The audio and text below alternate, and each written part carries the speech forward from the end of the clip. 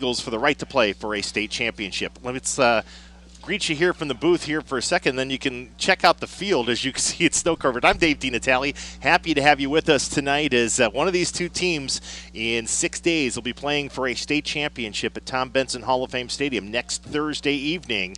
And for these two teams, they know each other well. The Hoban Knights know everything you need to know about state championships. We'll get to them in a second. But this is a matchup that, quite honestly, we have been looking forward to. We have circled. We have thought that, the road to Canton in Division II was going to somehow involve Archbishop Hoban, as it has in so many times in the past, and it would involve Avon. And here we are, and tonight is the night.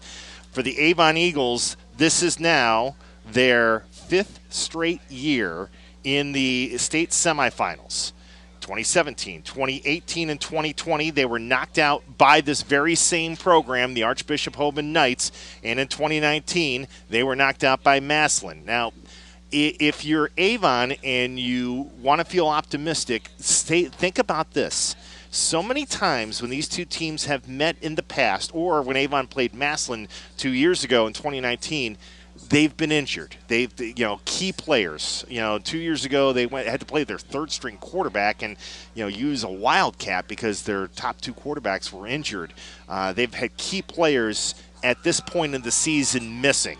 That's not really the case tonight. Avon is about as healthy as you can be heading into this matchup, and they feel pretty good that maybe this will be the time after 4 straight setbacks.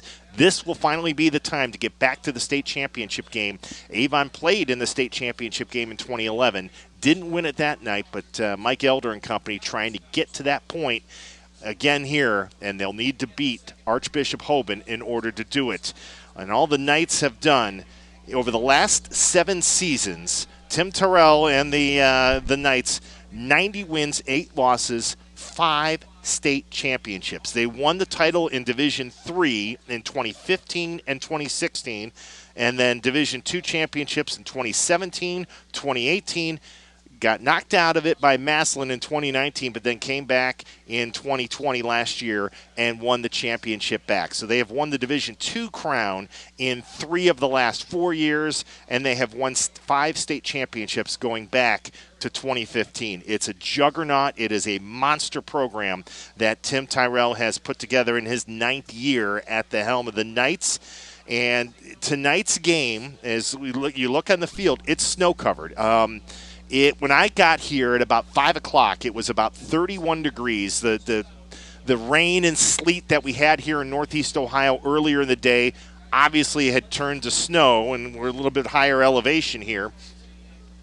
And the field's been snow covered. They brought out the little, it was like the leaf blower, the snow blower on the field to get it cleaned up. But the weather's going to be a factor tonight. There's no doubt. It's cold and the field's snow covered, and you've got 2 explosive offenses and 2 explosive running backs, one for each side, that are going to be directly impacted by the condition of the weather and the condition of the field when these two teams go at it here in a couple of minutes.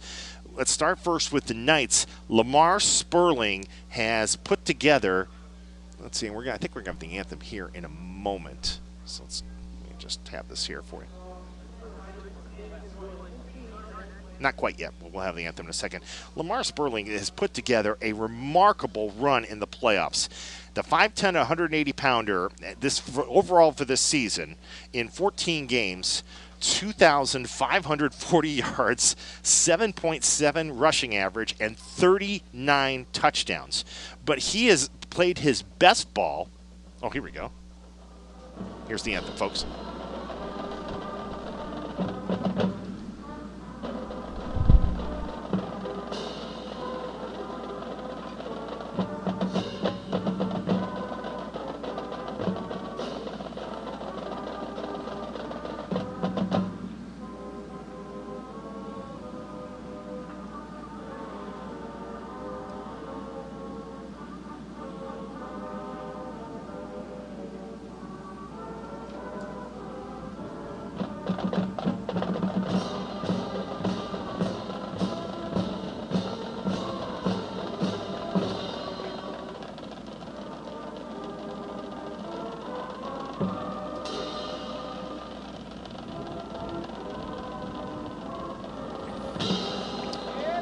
Avon Marching Band performing the national anthem here at Byers Field on a frosty night here in Parma.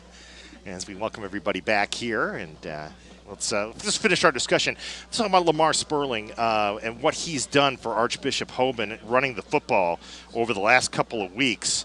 And, I mean, against Walsh last week, Sperling, 31 carries, 357 yards, 5 touchdowns.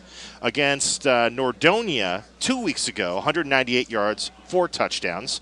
Week before that, against Austintown Fitch, 283 yards and 5 touchdowns. Just an amazing, amazing couple of weeks for that young man. And he's not their only offense, but he's the majority of it. If you break it in half and you look at how the Knights operate offensively, they average 33 points a game, 238 yards rushing, just 74 yards passing. I mean, Javian Crable can throw. I mean, he's thrown for over 1,000 yards this year and 8 touchdowns, but Hoban, their key tonight is going to be success running the football. It's a different story on the other side when you talk about the Avon Eagles and offense. This is about as balanced an offense as Mike Elder's had in a long time. Sam DiTilio, we saw him play very well back in Week 8 against Berea Midpark at Finney Stadium. DiTilio, as a passer this year, just over 2,200 yards passing, 29 touchdowns, and only 4 interceptions. And as a runner, Sam has rushed for 688 yards, a little over 7 yards per carry, and 9 touchdowns. So DiTilio, 38 total touchdowns this year. But he's probably not the biggest story when you talk about Avon. The big story has been the success of sophomore running back Jacorian Caffey. He has run for 1,420 yards and 24 touchdowns with an 8.3 yards per carry. And when you think, Keon Caffey, that's when Gavin Earhart comes in, that thunder and lightning attack that the Eagles have. And Gavin this year, 660 yards and 13 touchdowns. So, I mean, you combine those two, you're over 2,000 yards rushing and 37 touchdowns. Basically, what you look at it and you go, that's what Lamar Sperling has done by himself this year for the Knights. But Avon, very balanced, 232 yards rushing a game, 179 passing, 45 points per contest. So that's kind of your tail of the tape when you look at these two explosive offenses. If you're looking for something different, again, if you're saying, okay, what could help separate the game? Turnovers. Avon, when we saw them in Week 8, they were only +1 in turnover margin. 6 weeks later, actually now 7 weeks later, we're in Week 15 of 16 weeks.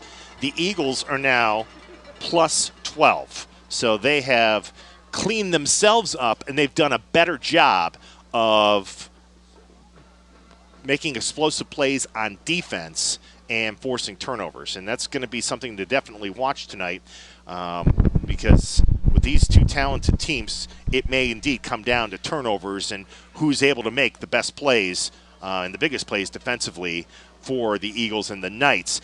Hoban won the toss and deferred, so that means we'll see Avon on offense to start the game. As we'll kick off here in just a few moments. Sam DiTilio, your starting quarterback. It will be Jacorian Caffey at running back, Alex Alvarez the tight end, Tim Conwell, Ethan Holbrook, and Ryan Toczek are the wide receivers. Dylan Hergenroder at left tackle, Connor Jones the left guard, Michael Distursis is the center, Abe Dagbush is at right guard, and Luke Hamilton is the right tackle. Hoban will operate out of a 4-3 defense. Grant Thompson, Jordan Sewell are the ends. Bryce Sisak, and Jason Martin are the tackles. Caleb Kepler, I should say. Not Gabe Kapler. Caleb Kepler. Can't read my own writing. Deion Rogers and Jermaine James are the linebackers. Davion Jennings, Markham McKinney at corner. And Tyson Campbell, Devontae Baskerville are the safeties. We are ready to go. Will the Hoban dynasty continue for another week, or will Avon finally break through against the Knights? We're about to find out, and the kickoff is going to sail into the end zone, and that will be a touchback. Pretty good kickoff to start the game for Hoban's kicker, Charlie Durkin. So 1st and 10 for the Eagles as they'll start at the 20-yard line.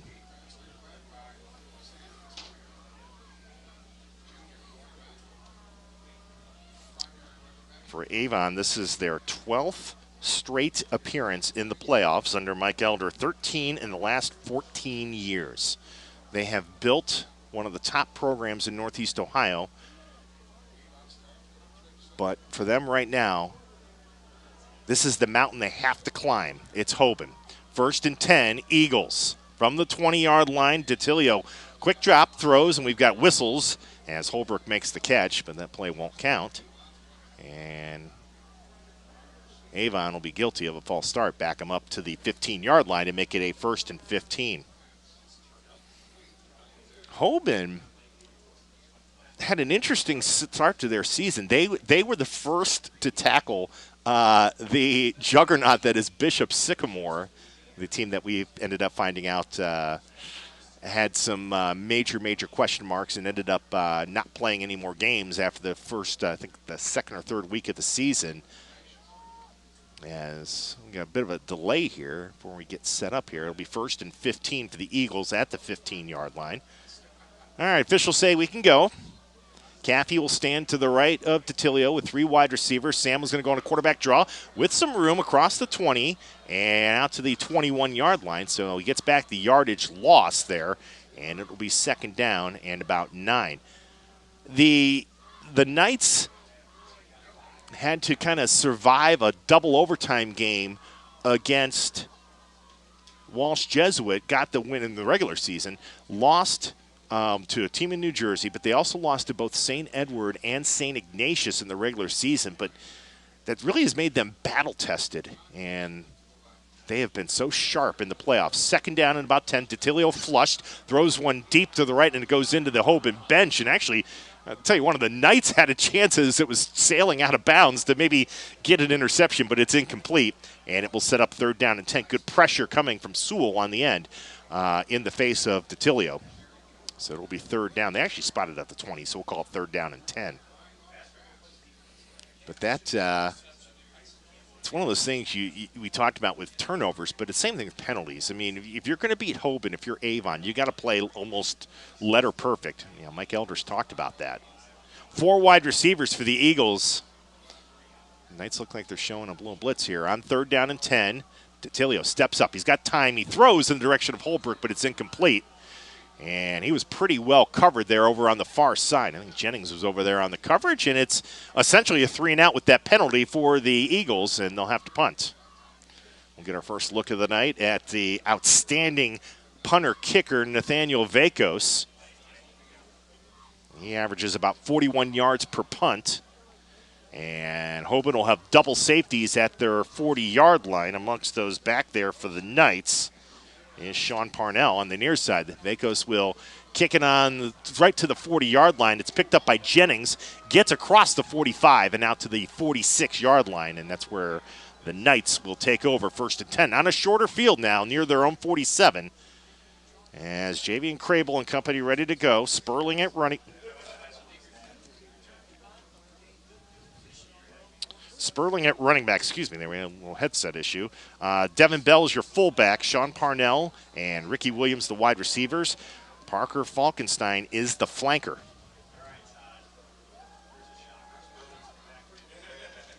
All right, from the 47, 1st and 10, Hoban. And it's going to be a bubble screen. As a little jet sweep to the left side, across the 50 and across the 45 of Avon. And a pretty good gain on 1st down for the Knights. That was Markham McKinney, and he takes it inside the 40 to about the 39. So mark it there, and it's a 1st down off that jet sweep. Thomas Jones will flank out wide right. You got Falkenstein wide left. Under center, Crable. I formation in the backfield. And Sperling stands there and waits. And you know he wants the ball. Here he comes. Up the gut. He's got a hole inside the 35 and down near the 31-yard line. Gain of 8, close to 9, and it's going to be a 3rd down and short. First carry of the night for Sperling. And it's now going to be a 2nd down and short. So let's see if Tim Tyrell wants to maybe do a little play action here. Bell's the fullback, Sperling the tailback on 2nd down and 1 near the Avon 30. 9:53 to go, first quarter, no score. And it will be Sperling again running left, first down, and still on his feet, makes a nice spin move at the 20. He bounces outside to the 15, still on his feet, and finally knocked out of bounds. Near the 13-yard line, a couple of tremendous moves in the open field by Lamar Sperling. Avon thought they had him down. He made a tremendous spin move to grab that first down. That is a gain of about 16 for Sperling. You won't see a better effort than that one. Ball will be spotted inside the 15 at the 14-yard line. Bell moves out to a tight end over on the left, and the Knights have trips, 3 wide receivers to the right. Sperling the lone man in the backfield, and now Crable will shift back to the shotgun. Crable gives Sperling, and Avon does a good job this time of stringing that play out, and they'll bring him down for no gain right about at the 15-yard line. Linebacker Trevor Norman amongst those on the tackle for the Eagles. This has been such a quick drive here for the Knights. I mean, a chance to give you Avon's starting defense. That's how quickly this moved here. Amin Abdul, Graham McDougal, Austin Mitchell up front. Isidore Hadjis and Joe Roche on the outside. Gavin Earhart, Trevor Norman on the inside for the linebackers for Avon. Chase Myers, Colin Kaufman at corner. Matt Fisher, Cam Santee are the safeties. 2nd and 9. They gave Sperling a 1-yard gain on that last attempt. As Crable on the shotgun. Sperling stands to his left. This time they'll fake to him. This time it's a keeper. Crable runs left side, inside the 5, goes towards the goal line. And, oh boy, they say they lost the ball. Avon said they came away with it, but the officials, not sure. Oh, I think they're calling it a touchback. I think Avon's got the football. They do. Crable was on his way to the end zone and lost it. Now, where are they going to spot this? I don't think it's going to be a touchback. They're going to put the ball down inside the 5-yard line, but it will be Eagle football. Well, we talked right when the game started how important turnovers have been for Avon. They've been able to get that turnover margin up from +1 to now +13 after that fumble recovery. And the officials are, okay, that was what I initially thought they were going to do. It looked like they had signaled touchback, and it will be Avon ball at the 20-yard line. What a huge, huge momentum changer for the Eagles. Just when it looked like the Knights were about to punch one in for the opening score of the game. Instead, we stay scoreless with 8:10 to go first quarter, and Avon takes over from the 20 as DiTilio sets up a pass to the right side. Pass caught near the 28-yard line. And I think it might have been Cappy on the catch, and they'll mark it at the 29-yard line. Now, good idea to get him the ball any way you can coming out of the backfield. As DiTilio will take a couple steps up, Cappy stands behind him in the pistol with 4 wide receivers on a 2nd down and 1. Drew Lindsay is on the slot. Now he moves out near a wide side here. All kinds of confusion here. The Eagles have to hurry. They've got 6 seconds on the play clock. 2nd and 1, DiTilio keeps, and he's got a lot of room. First down to the 30, out to the 35, Sam to the 40, and brought down at about the 41-yard line. Gets about 12 on that QB draw, and a first down for Avon.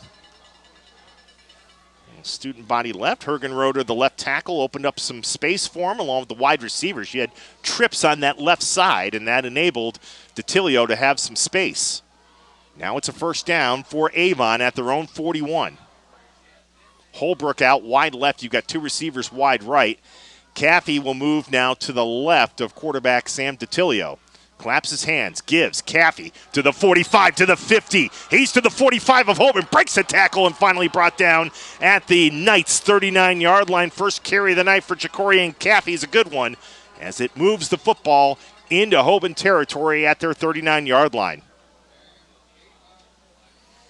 Ball will go to the left hash, and the Eagles, after going 3 and out on their opening drive, they recover a fumble in the end zone and then come right out and hit on a couple of nice plays to get themselves into Knights territory. Holbrook again, wide left. 2 receivers wide right for the Eagles. In motion, tight end Alex Alvarez. DeTilio to throw, rolling right. Time, looks, fires, and Tim Conwell makes the catch at the 32-yard line and gets knocked out of bounds at that spot. Sean Parnell over on the coverage, and that will move it now to the 32, a gain of 7 on first down for the Eagles. A quick hitter to Tim Conwell, his 43rd catch of the season. As we approach 6 minutes to go in this first quarter, no score here at Byers Field in the Division II state semifinal. Avon with 3 receivers here on the near side. Caffey, the lone man in the backfield. Fake to him. DeTilio throws a little slant pattern. It is caught. Drew Lindsay has it, and that'll be a first down at the 26-yard line. Quick hitter to Lindsay. That's his 14th catch of the season. And Avon now with a first down at the Knights' 26. Hoban's defense has Grant Thompson, Jason Martin, Bryce Sisak, and Jordan Sewell up front, as we mentioned earlier.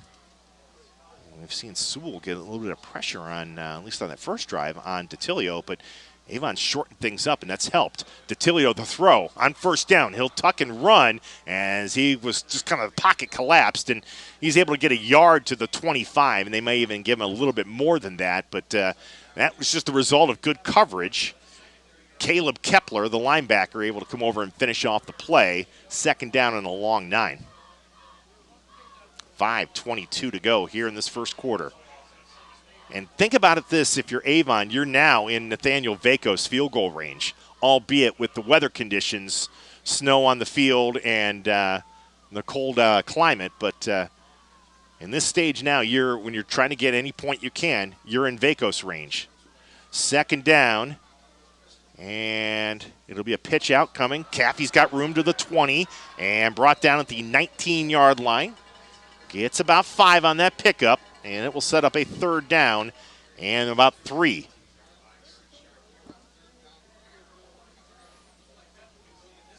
Jermaine James amongst those over there to make the stop for Archbishop Hoban.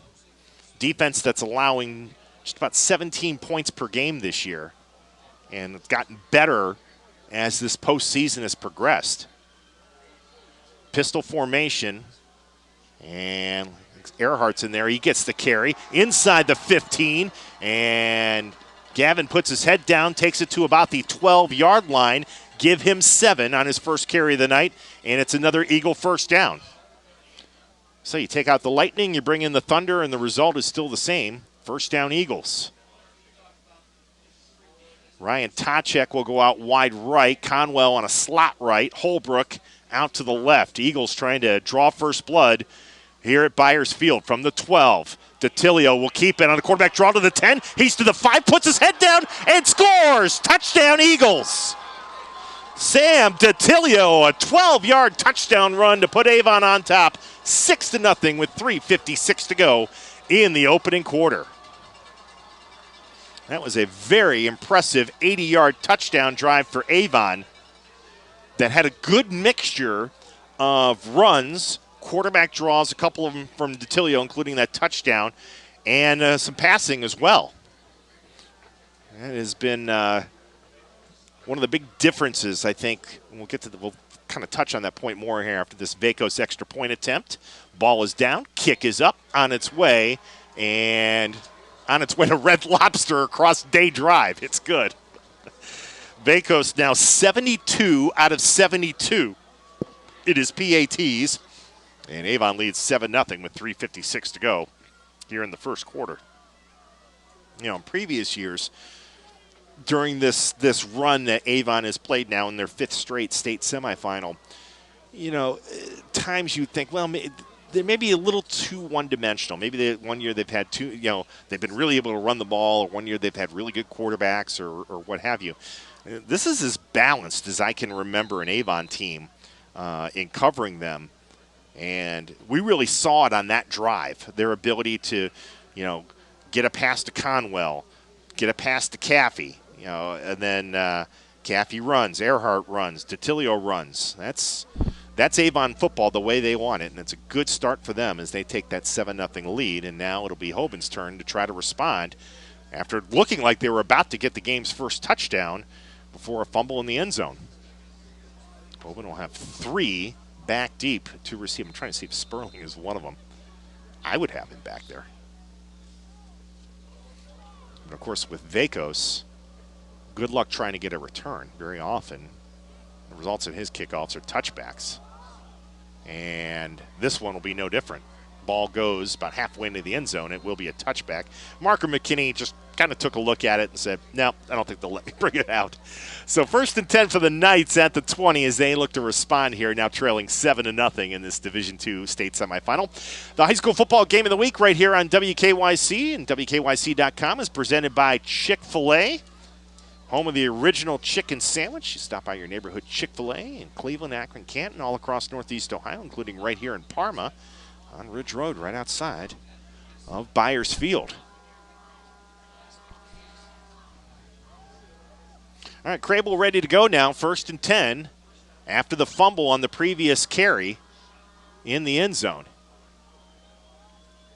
And he looks to throw on 1st down, plenty of time, fires to the right, caught at the 25-yard line, breaking a tackle and going out to the 32 near the 33. I believe that's Falkenstein on the catch. Actually, no, it was Parnell. It was Sperling out of the backfield, I'm sorry. And that, for Lamar Sperling, that's his 13th catch of the year. So they'll use him as a receiver, and it's a pretty good strategy to get the ball in his hands. He gets 13 and a 1st down. Yeah, JV and Crable this year, if there's one negative, it's been his completion percentage, only about 47%. But, you know, getting the ball to Sperling, and that was a very high percentage pass, that helps the quarterback out big time. Pistol formation now for the Knights from the 32. High snap, pulled down by Crable, gives to Sperling, has room at the 35. He's to the 40, to the 45, another 1st down. And Lamar is going to be brought down near the 48-yard line, gets about 15 on that carry, and a 1st down for the Knights. You hold your breath every time he gets a carry. His maneuverability, you know, the first 2 or 3 carries now we've seen of him, that's what kind of stands out as much. I mean, obviously he's got good feet and good speed, but his ability to maneuver his way out of traffic is pretty impressive amongst everything else that he brings to this team. Bell will move over to a wing on the right. Eagles almost went offsides there. And another jet sweep coming, this one to the right, to the 50-yard line and maybe to the 49. That's really about it, as Caleb Jones was the recipient of that jet sweep. And they'll mark it just inside the 50 to the Avon side. Gain of 2. It'll be 2nd down and 8 as we approach 2 minutes to play here in the first quarter. 7-0 Avon on top. As Falkenstein will go out wide left. And here on our near side, Thomas Jones out wide right. Ricky Williams will be a slot left. So you got 3 receivers now for JV and Crable. The ball just inside midfield on the Avon side. As Crable to throw, looks, fires, pass caught. As Thomas Jones makes that catch, immediately knocked down at about the 46-yard line. Short pickup there. And it will set up a 3rd down. Where are they going to actually mark this here?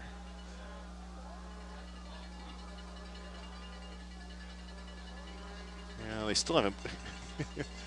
Okay, now they've put it down. They actually put it down. It's a very generous spot for the Knights at the 43-yard line. So they said when Jones made the catch, he was able to kind of lunge forward and get a couple of extra yards. So it makes this a little bit easier now. 3rd down and 1. And triple stack in the backfield. Bell, Jones, Sperling. 3rd man. Sperling gets the carry. He'll get the 1st down to the 40-yard line and then gets pushed back. But only needed 1, and he got about 3. That'll be a 1st down for the Knights with 1:04 down to play in this first quarter. Yeah, you have Devin Bell, who's a 240-pound fullback that they also kind of use as a tight end. I think they call him, it's an athletic position, but they kind of move him around. And then you had Jones and then Sperling in that triple stack. That's a hard combination to stop. Bunch formation to the left with 3 receivers. You got 1 receiver to the right, Thomas Jones. Ball at the Avon 40 here for the Knights. And Sperling with the carry, makes another nice move. Moves to the outside of the 35, still on his feet, and finally down at the 32. Oh, fancy footwork on this snow-covered field at Byers Field by Lamar Sperling. And he gets 8 on that carry, and that'll probably be the final play of this opening quarter. Well, I'll tell you what, Sperling's as good as advertised, folks. First time we've had a chance to see him this year, and he is very impressive. End of 1 at Byers Field in Parma in this Division II state semifinal. On the strength of a Sam DiTilio touchdown run, Avon leads Hoban 7-0, but the Knights are driving after fumbling in the end zone on their initial possession. They are moving down the field again. We'll keep our eyes on the other action around Northeast Ohio tonight, and really now in the state of Ohio in these state semis. St. Edward in action tonight in Division I, playing Upper Arlington down in Mansfield. Green is playing in the other Division II matchup, so there might be an all Northeast Ohio Division II state championship game next Thursday night. We'll see. And, of course, Chardon West Holmes meeting in Division III. Now, we have an idea of what we might be doing next week down in Canton, but we'll let you know for sure. For our scores from Tyler Carey on that cue, Chardon is leading West Holmes 12-0 in the first quarter. It is snowing in Twinsburg, no surprise. St. Edward and Upper Arlington scoreless in the first, and Winton Woods leading Green 6-0 first quarter in that Division II state semi. So ball is at the Avon 32 on a 2nd down and 2 as we start the second quarter for the Knights of Archbishop Hoban, who trail Avon 7-0. As Crable in the pistol with Sperling behind him. And he'll hand to Lamar. Makes a couple nice moves to the 25, to the 20. He's to the 15, spins to the 5, and tries to slide his way into the end zone. I think they're going to spot him down at about the 2-yard line. That is a brilliant 30-yard run by Lamar Sperling. Unbelievable maneuvers. So they'll actually spot it. Yeah, just about at the 2-yard line, a little bit inside the 3, and it will be 1st and goal for the Knights. And let's see, they'll go to the triple stack again. So you got Bell, Jones, Sperling behind quarterback JV and Crable. 1st and goal. Sperling gets the carry. He initially got hit and then gets pushed back. Now, Gavin Earhart did a good job staying on the play. Graham McDougall had the initial surge for the Eagles, and then once McDougall kind of slowed him up, Earhart helped to finish off the play, move it back towards the 3, and it'll be 2nd and goal from there.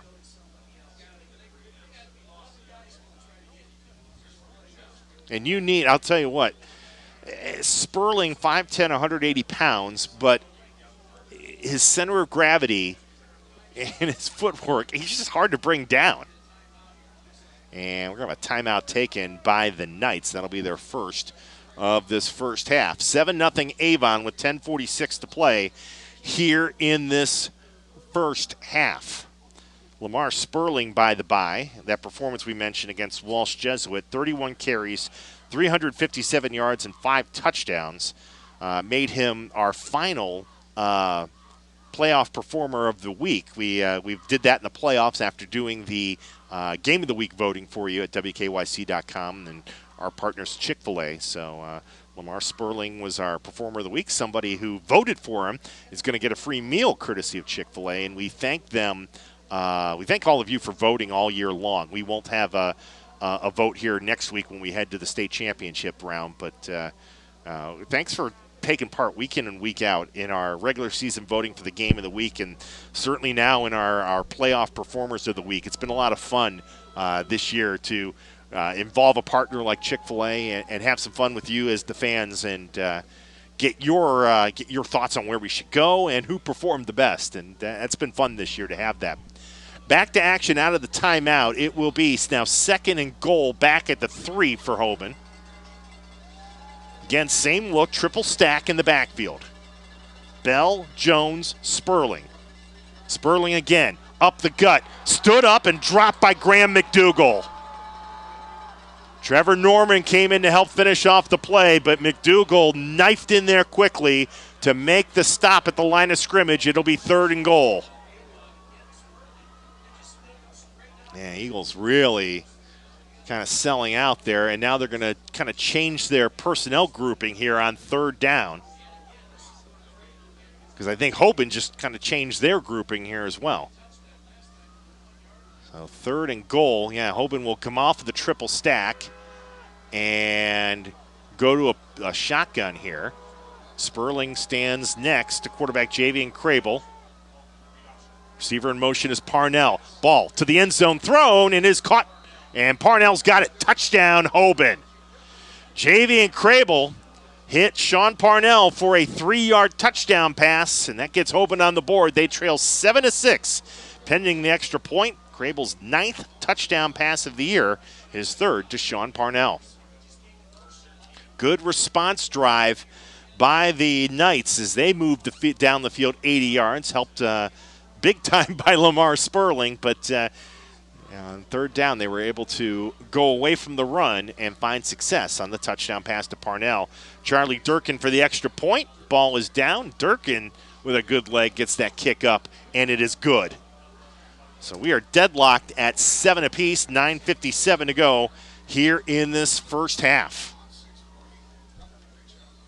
Well, it's, these two teams played last year.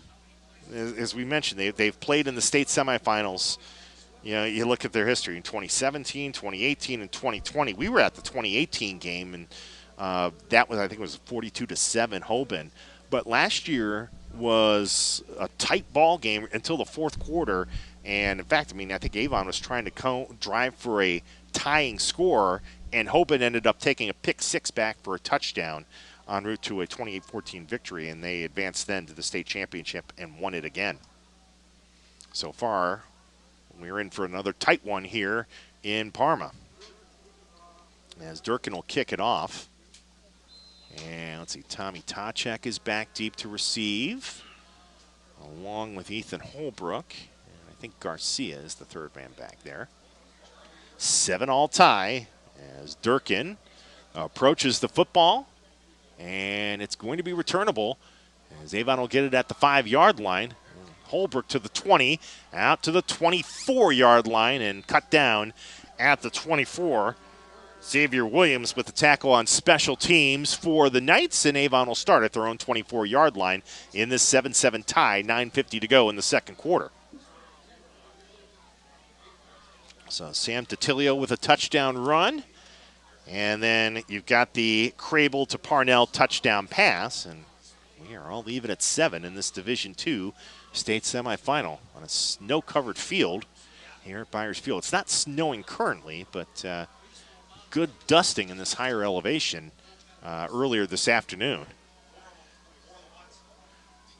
Well, actually spot the ball at the 25, so the Eagles go to work there as Earhart catches, screen pass, makes a nice move to the 30, breaks a tackle 35, first down to the 40-yard line, and Gavin Earhart will be brought down at the 41. That's a gain of 16 and a first down, and a couple of nice moves out of the backfield by the junior, Gavin Earhart.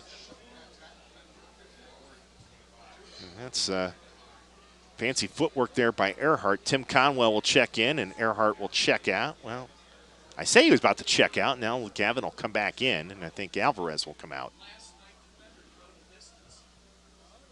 So move the ball to the 41-yard line of the Eagles and a first down. And both Earhart and Caffey are in the game, as they'll stand on either side of quarterback Sam Titilio. 1st and 10 Avon at their own 41. Here's Caffey on the carry, and Jacorian will fall forward to about the 43. Short pickup of about 2 on the play. It'll be 2nd down and 8 coming up. I think Jermaine James was the first Knight to make that tackle. So it'll be a 2nd down and 8 coming up. As Holbrook and Conwell will go out wide left. And we've got Lindsay and Tachek wide right. Caffey will move to the left of Titilio on 2nd down and 8. And Jacorian will get the fake. They tried to throw it to the opposite field, and it's incomplete. I think Sam was a little bit high on that pass attempt, trying to get it to Holbrook at the 45-yard line. Probably just as well because Archbishop Hoban had it pretty well read. I was looking over on that far side. And I think that was Braden Grant who was coming over, and even if they make that catch, Holbrook's not going anywhere. So it's now 3rd down and 8. Avon will have a bunch formation, 3 receivers to the right. DeTilio rolls right, rolling, looking, throws, and pass is incomplete. It was intended for Drew Lindsay at the 50-yard line, but Conwell was also over there in that vicinity and just couldn't get any kind of separation. Good coverage back there by Jordan McElroy, and Avon's going to have to punt. Actually, check that. There's 2 number 5s. There's Branson McGinnis, who was on the coverage, and Avon's going to have to punt. I'll give Ja'Cory Cappy credit, though, as he did a good job picking up the rush of the Knights to give DeTilio a chance to roll to the right, but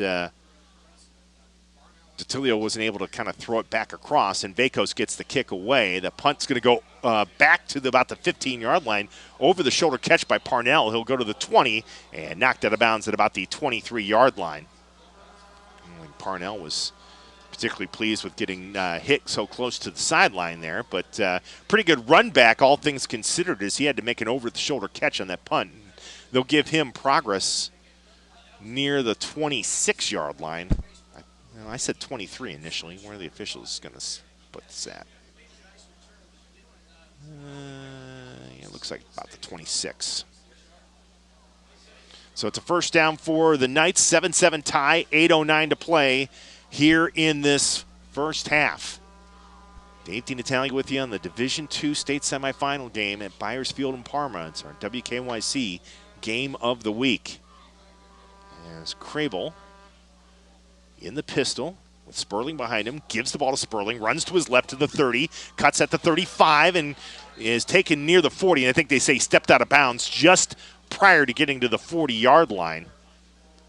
Jackson Blodgett was over there on the far side to knock him out of bounds, but that is a pretty good pickup of about 14 for Lamar Sperling on that carry. And again, it's, when you think you have him hemmed in, he's just able to make a move with his quick feet to the outside, and it's just difficult to bring him down. Play clock down to 7 here, and I think Crable's ready. Play clock now at 4.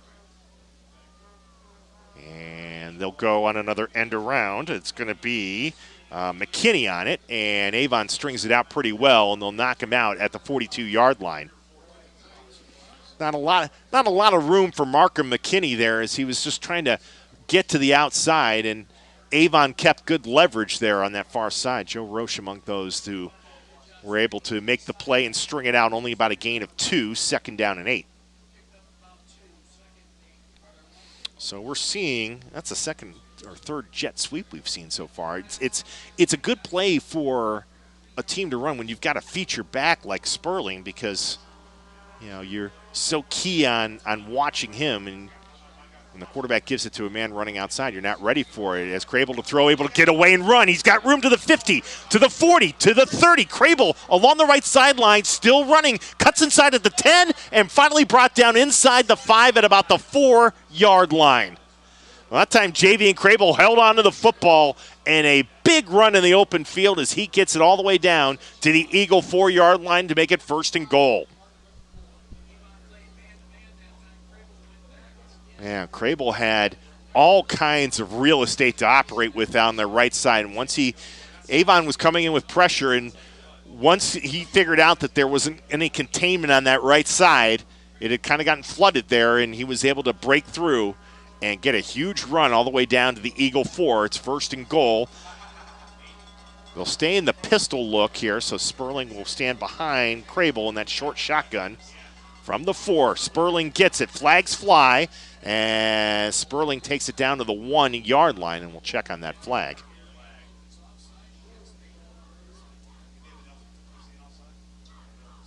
Let's see here what the officials say. Sideline warning against the Eagles. So you'll keep the play, and Mark Sperling at the 1-yard line. It'll be 2nd and goal from there. 7:17 to play in the second quarter. Avon 7, Hoban 7 for the moment. Yeah, the Knights have it at the 1-yard line, 2nd and goal, excuse me. And you would think they may go back to that triple stack here with the ball at the 1-yard line. I think Mike Elder on the down on the near side is trying to talk to the side judge, wondering about the penalty here, or not the penalty, the sideline warning, and trying to get an explanation here. And there's a stoppage here while said official makes the explanation. They'll go to the I formation, not the triple stack, but an I formation. 2nd and goal from the 1. Crable under center, gives Sperling, and he's not going to get there. Trevor Norman was able to rush over and lead the charge with a couple of other purple jerseys and deny the end zone. It'll be 3rd and goal. They'll say they may have moved the ball back a little bit, but it's still going to be right about at the 1-yard line. Ryan Tachek will check in to give an extra safety man in there on this 3rd and goal play. 7 minutes to go in the second quarter in this 7-all tie. And play clock is at 9, and Hoban just now breaks the huddle. Play clock at 4, at 3, and yeah, they're going to have to take a timeout. You could just tell when they didn't break the huddle, when the play clock was down at 10 seconds, there was no way Tim Tyrell was going to let them just kind of haphazardly run something without taking a timeout. So it will be 3rd and goal coming out of this break here. And for Archbishop Hoban, they'll have 1 timeout remaining here in this first half. It's interesting. You may have heard somebody over to my right mention it, and I'll echo that. You know, when Avon is in their goal line defense and they're tight, you know, they're really doing a good job of getting this to Sperling. So you wonder, you know, Tim Tyrell with this timeout, if he wants to go ahead and do what he did on the previous time that Hoban was down here and move to more of a conventional offense, spread it out a little bit, and, you know, maybe look to throw a pass. But you're at the 1-yard line. I mean, you're inside the 2. You're near the 1. And it does look like they'll go to the – no, they aren't going to go to – they'll stay in the I. And they've got 2 receivers very tight, though, on the right. 3rd and goal from inside the 2. Sperling gets the carry, bounces to the right. Can he get to the pylon? Yes, he can. Touchdown, Lamar Sperling.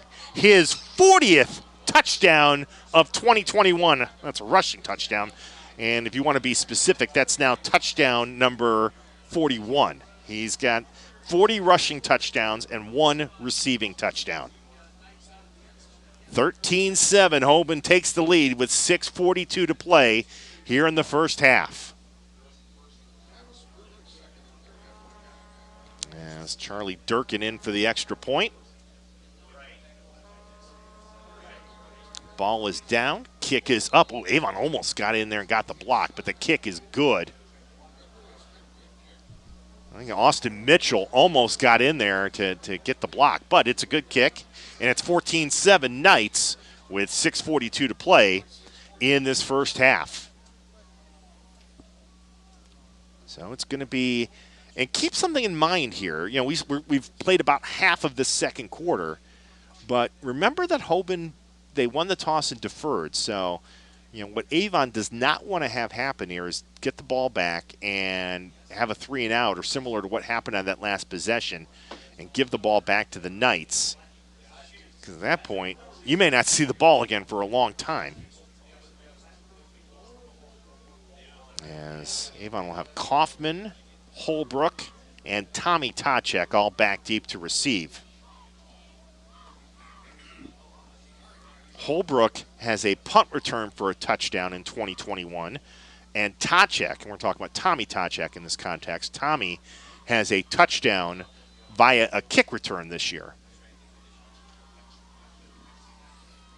And they will kick it away from those guys. It's a squib kick, and Avon pounces on it at the 36-yard line. I think it was Cam Santee who used his belly to kind of trap that football and keep it in Avon possession. And they'll get pretty good field position at their own 36. As I say that, nope, they're moving it back to the 35. So much for that. First and 10 Eagles coming up at their own 35, but they now trail 14-7. Sam DiTilio and company will bring the offense on the field. Gavin Earhart stands to his left. 3 receivers left side, 1 to the right. First and 10 Eagles. And DiTilio wants to throw on first down. Quick drop, throws. Gavin Earhart has it at the 35, out to the 40. Breaks a tackle, 45, and out to the 46-yard line. And a first down on that pass from DiTilio to Earhart. It worked earlier in this game, and why not? Earhart, coming into tonight, had just 7 catches on the year for 71 yards and a touchdown. He's already got 2 here tonight. And it's a first down for Avon now, and Earhart will get the carry this time. Able to kind of squeak through and get a couple. Oh, and the ball came loose as Gavin was on his way down. The Knights say they have it, and the officials agree. Hoban will recover the fumble at the Avon 47-yard line. Jermaine James, I think, came up with the football, and Hoban off of that turnover. Each team now with a turnover in this football game. They'll take over on a short field. Mike Elder was about 5 yards on the field saying something to one of the officials. I don't know if he thought, looking at the replay, and I think Mike Elder thought that Earhart was down when the fumble took place, but officials do not concur. Knights are the beneficiary of the fumble recovery, and now on a short field, first and 10 at the Avon 47. As Crable sets things up, trips left, empty backfield, and whistle, and the Knights are going to take their final timeout of this first half. They had Sperling out as one of the receivers on the left side, so it was an empty backfield and was not the play. I think they came out, it was not the formation that Tim Tyrell wanted there. So the Knights are out of timeouts here in the first half. When we resume play, it will be first and 10 at the Avon 47 with 6:07 to play here in the first half. Tyler Carey and I were talking about it on Wednesday on our preview show. You know, you really look at it, we're down to very, very few teams in Northeast Ohio left here in high school football in the playoffs. St. Edward in action tonight. Green in action tonight. Chardon in action tonight. As Tyler would remind me, West Holmes is technically in our DMA. Green in action tonight, and then tomorrow will be Kirtland. Yeah, Sperling goes in motion, back to throw. Crable, all kinds of time. Lofts one deep over the middle. Man wide open at the 10. 5, touchdown Hoban. That is Ricky Williams, who was open, wide open for the touchdown from 47 yards. There wasn't an Eagle defender within about 15 yards of Ricky Williams, who had waited all year to get his first touchdown catch, and it came at the most opportune time as the Knights take a 20-7 lead. 6'1", 200-pound sophomore receiver. That was such amazing how wide open he was. That was a very good timeout for the Knights as Durkin hits the extra point to stretch the lead out to 21-7 with 6 minutes to play in the second quarter. That was a very, very good timeout. Javian Crable is having a terrific first half. He, after that initial fumble, let's put a qualifier in that, but he has thrown 2 touchdowns. He set up a touchdown with a long run. He is really, since that initial fumble, has been spot on tonight, and Lamar Sperling has been doing Lamar Sperling things for the Knights. And you add it all up, it's a 21-7 lead. We are exactly midway through this second quarter, 6 minutes to play. And now Avon's got to go back to work. That was the most, that was talking about opportunities and inopportunities. Just when it looked like Avon had the makings of a drive going as they were near midfield, and they get the fumble, and Hoban goes right on to work with it. First play out as they recover the fumble. Crable hits Williams for the 47-yard touchdown. So let's see here what Durkin does. Last time he kicked it away from the three guys deep for Avon. This time he will kick it at them, and Holbrook's got it at the 7-yard line. Ahead to the 15, tries to run left to the 20, and he'll get to the 20, and that's really about it. Parker Falkenstein on special teams, call his name on offense, but he makes the special teams tackle at the 20-yard line. That always makes me happy. Love to see starters who make impactful plays on special teams. And Avon will begin at their own 20, but now trailing in this one 21-7 with 5:51 to play here in the second quarter.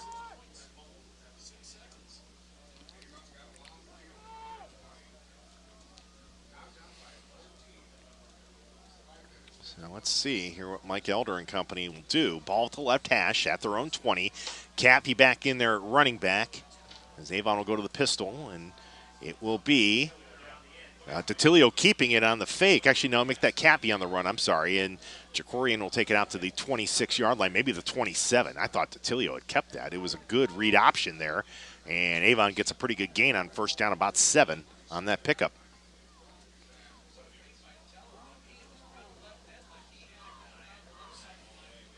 Alvarez, the tight end, will be over on the right side. You've got Conwell and Ryan Tachek deep to the right. And Holbrook out wide left. 2nd and 3 for the Eagles. DeTilio will go on the quarterback draw and dives ahead and should have the first down. He needed to get to the 30, and it looked like he cleared the 30-yard line. So move the chains and a first down for the Eagles. I think what they would like to do here, they want to score. You'd like to get a score quickly, but if you're able to put together a time-sustained drive and not give the Knights any opportunities before halftime, especially since they have no timeouts left. I think that's what you're looking for here. Avon will operate with 4 wide receivers. I'm looking down the field. They have 5 different cards that are kind of as their play signals that are signaled in. I love that. As on first down, DeTilio rolling right at the 30. He'll keep 35, runs to the 40, still on his feet to the 45, and brought down at the 46-yard line. That's another first down, courtesy of the legs of Sam DeTilio, as he gets the first down on a gain of 16.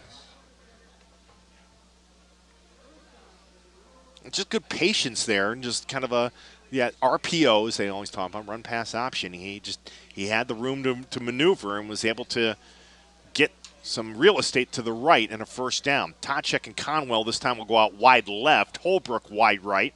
Cappy behind DeTilio, gets the carry, and runs ahead to about the 48-yard line. Only about a gain of 2 there. As Kepler makes the tackle for the Knights, it'll be 2nd down and 8.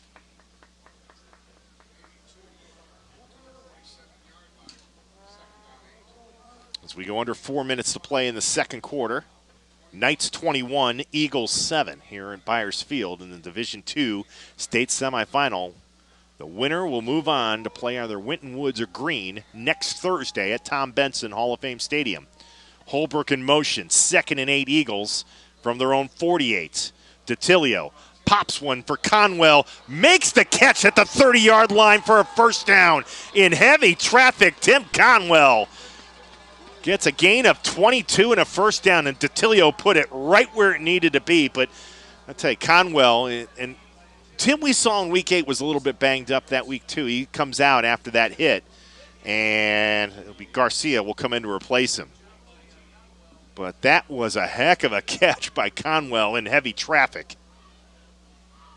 I think the Knights, let's see, now they make a substitution. They may have had one too many men on the field there for a second. Play clock at 10. Eagles now 1st and 10 at the Hoban 30. Garcia in motion right and then shifts back.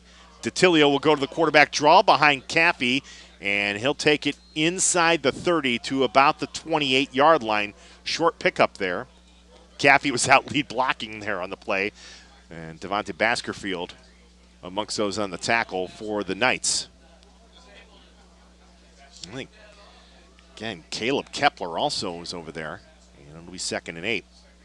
Eagles have all their timeouts remaining. Again, Hoban out of timeouts here in this first half. But this is, I think, pretty much what Mike Elder would have wanted here. You're moving it downfield and you're taking time off the clock. DeTilio will throw to the right.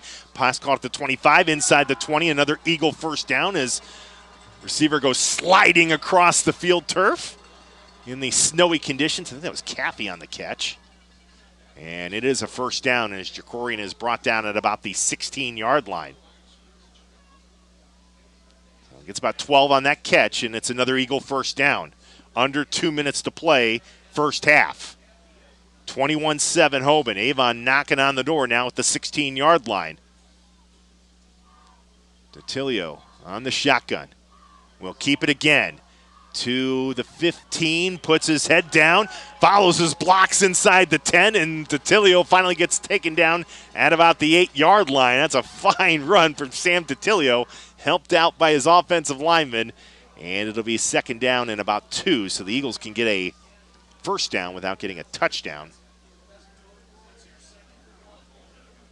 They're actually spotted at the 7, 2nd and 1 to give. Earhart swings left and spins and able to drive the pile ahead towards the goal line. He didn't get in, but he should have enough for the first down with 1:05 to play.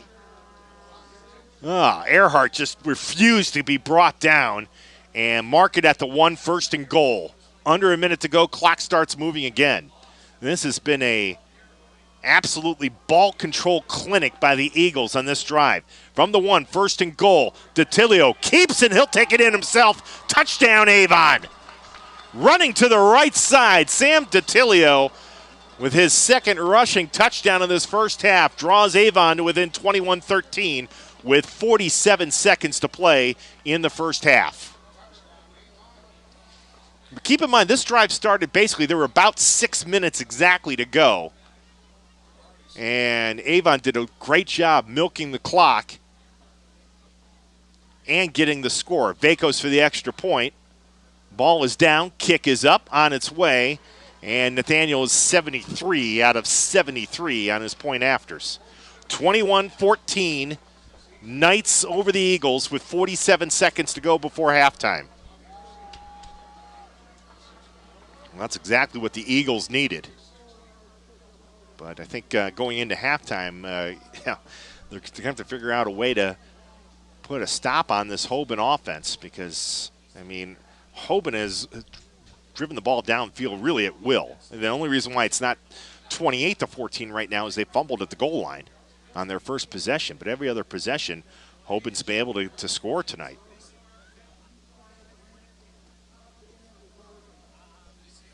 As Vacos will kick it off. Keep in mind now, the Knights, there's still 47 seconds to go here in the second quarter, but Archbishop Hoban has no timeouts remaining, so.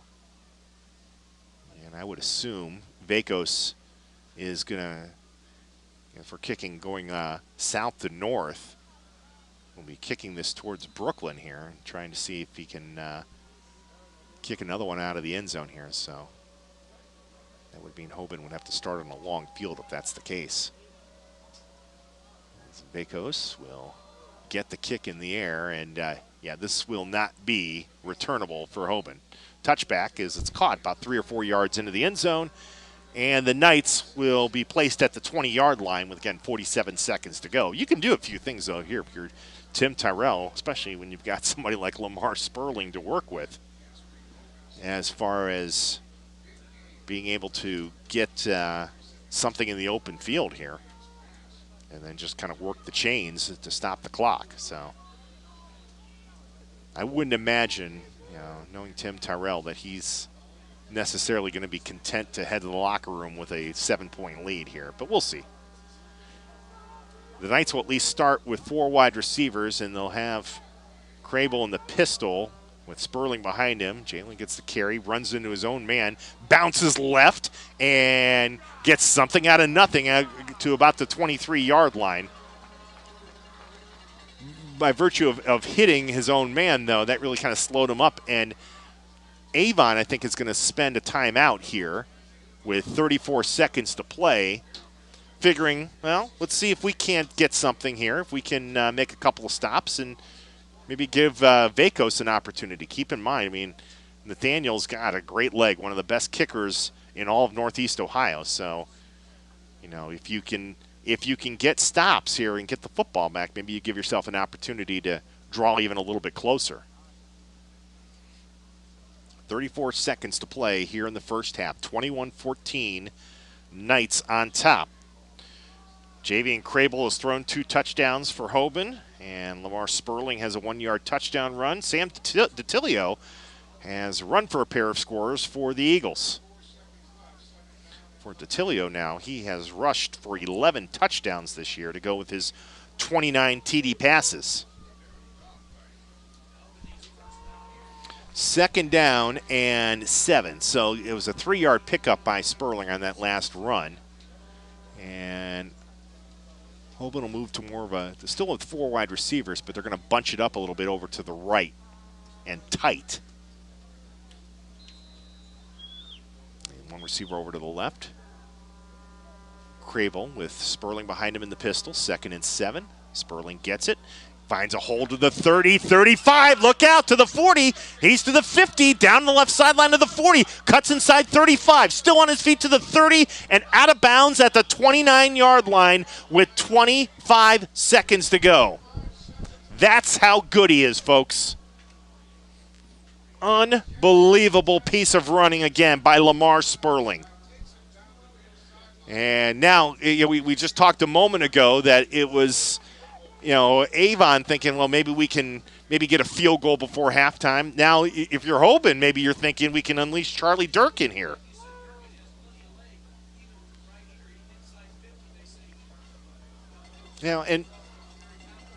You say, well, why take the time out there? Well, because you've got confidence in your defense. You've got confidence in your team. That's Mike Elder, and that's what he does. As Crable looks to throw, being pressured by Mitchell, throws over the middle, pass incomplete at the 20-yard line. As Mitchell was able to get a hat on Crable, that pass was intended for Williams, and Cam Santee had the coverage over there. Clock stops, 20 seconds to go, 2nd down and 10.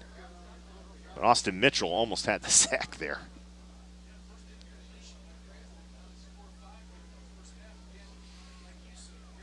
Crable had been a perfect 4 for 4 before that pass attempt, including 2 touchdown passes, 1 to Parnell and 1 to Williams. But that time the pressure from Mitchell forced that incompletion.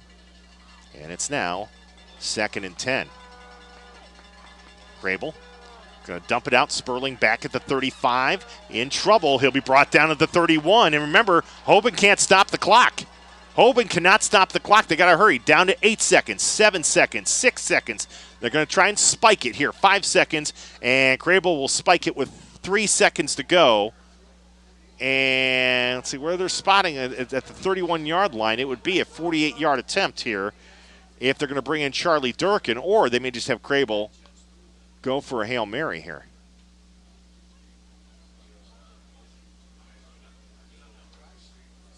Is there a flag down on the field? 1, 2, 5 officials are having a panel discussion back at about the 38-yard line. What's the problem here? There apparently is a penalty against Avon. And you see it it was on a simple spike. I have no idea.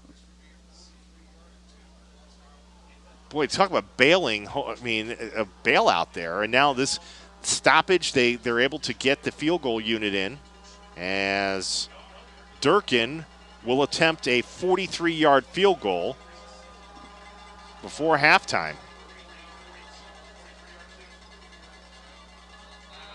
And I think Mike Elder's going to take a timeout. Well, no, it's an official's timeout. Avon still has 2 timeouts remaining if they wanted to, pardon the pun, in these conditions, ice the kicker. All right, well, for the moment, we're going to try it. Durkin for a 43-yard attempt to give his team a 10-point lead at halftime. Snap good, hold good, kick up, has the distance. Yes, it's good. Just cleared the crossbar. And when I say it had the distance by about 2 inches. But that was enough. And that long run by Lamar Sperling comes critical for this football game. It stretches the lead out to 24-14 at the half. And Mike Elder is still talking to two of the officials, because had that been a 48-yard field goal, there's no chance it would have gotten there. And it's not going to matter. It's the two teams are heading to the locker room, but I think Mike wants his frustrations to be known about the penalty prior to that field goal. And again, it's unfortunately going to be water under the bridge. But Mike is still, I got to give the credit. He's got two officials, probably the one who made the indication of the penalty and the referee.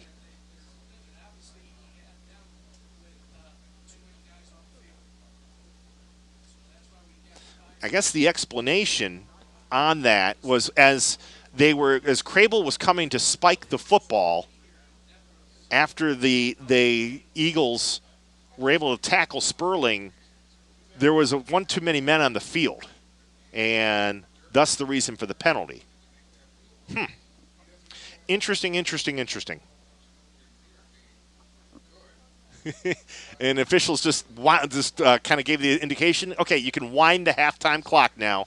We can go to the break. Okay, so at the half, in a absolutely explosive first half here at Byers Field, your score, the Knights of Archbishop Hoban 24 and the Avon Eagles 14. We'll let you enjoy the bands at halftime and then come back with the scoreboard from around Northeast Ohio and a lot more. Stay with us. This Division II Game of the Week, our Division II state semifinals. It's the WKYC Game of the Week presented by Chick-fil-A.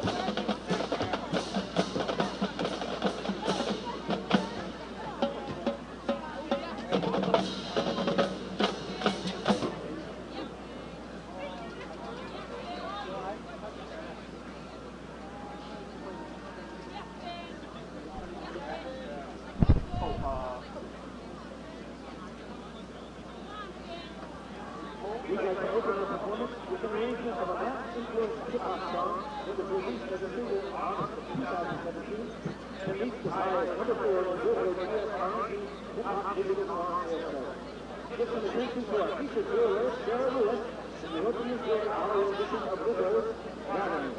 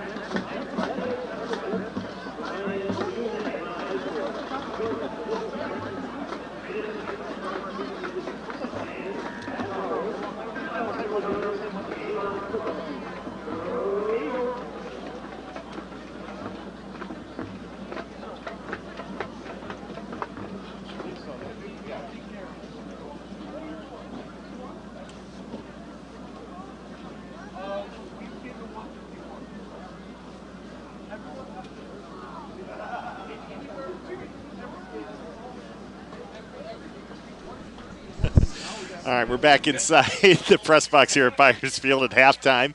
Hoban leading Avon 24-14 in this Division II state semifinal game. We're all having fun here in the press box because we're trying to figure out Lamar Sperling's first half rushing totals. Here's this. I'll tell you this.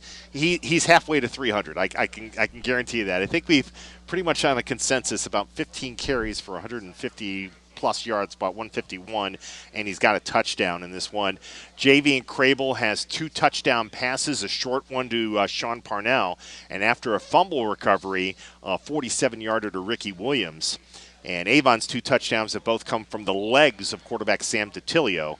And that's kind of where we stand now. The big moment, though, it was 21-14 and looked like it was going to be a 7-point Hoban lead going into halftime, but Lamar Sperling busted out a long run to set up a 43-yard Charlie Durkin field goal. And, we'll see if that comes back to be a factor in the rest of this football game. We're talking about it up here. Again, the thinking, if you're Avon, is, if we can get 2 more stops with our other 2 timeouts and make them punt it with Vakos and his range, maybe we can get a field goal and sneak 3 points in before halftime. But ultimately ended up backfiring, going the other way, and with Sperling able to set up the Durkin field goal. So Avon's got some more work to do, being down 24-14. And oh, by the way, they still have to figure out. The big thing right now, I think, for Avon is you're looking at this football game. How are we going to stop this Hoban offense? Because with the exception of a Crable fumble in the end zone, I mean, there hadn't been a stop. I mean, they've 3 drives, 3 touchdowns, plus the field goal.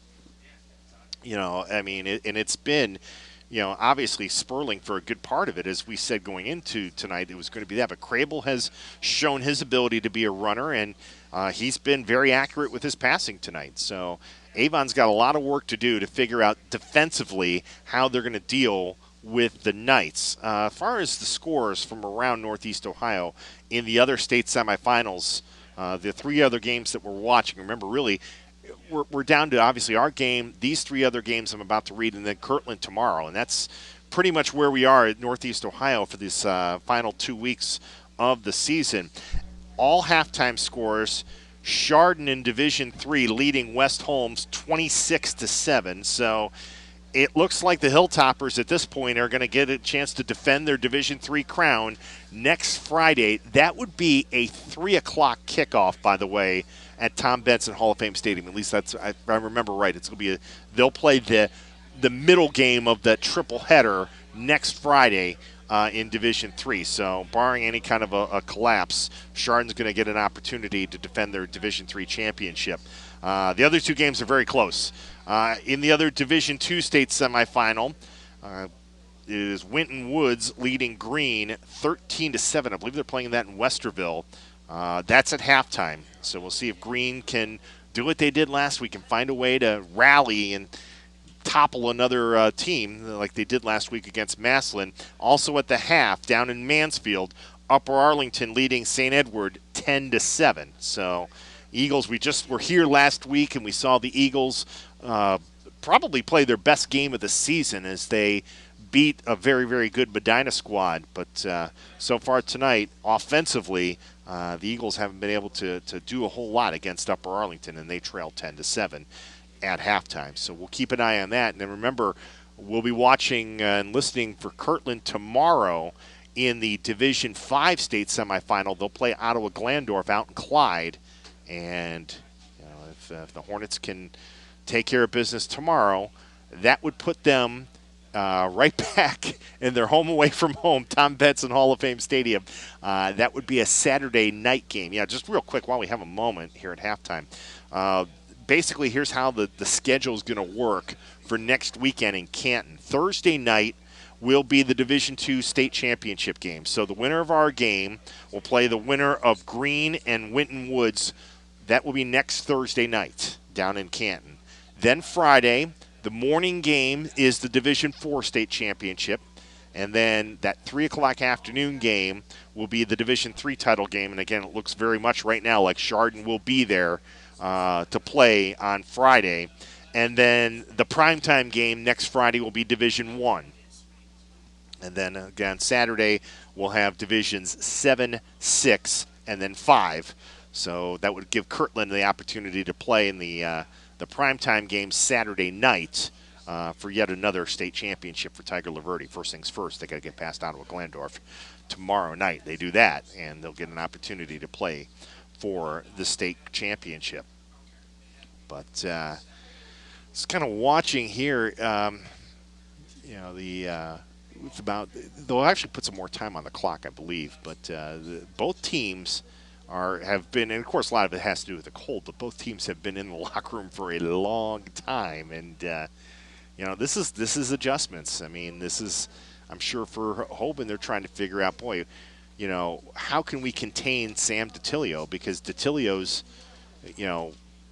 not only been successful throwing the ball, but he's really been a problem for Hoban's defense with his legs as a runner in that quarterback draw and on some of those run-pass options, those RPOs plays. So, there are adjustments to be made for Hoban as well to deal with Avon. So, I think it's one of the reasons why both teams are in the locker room, although it looks like Durkin's out doing some warm-up kicking here. But that's, I think, the big priority, I think, for Hoban is going to be to figure out Sam DiTilio and what they need to do against him. But the bigger problem for Avon is what to do with this Knights offense. And, Hoban came into tonight averaging 33 points per game and 238 yards rushing. But the performance of Lamar Sperling in the postseason, I mean, he's already well over 100 yards tonight, as we mentioned, coming right out of it, about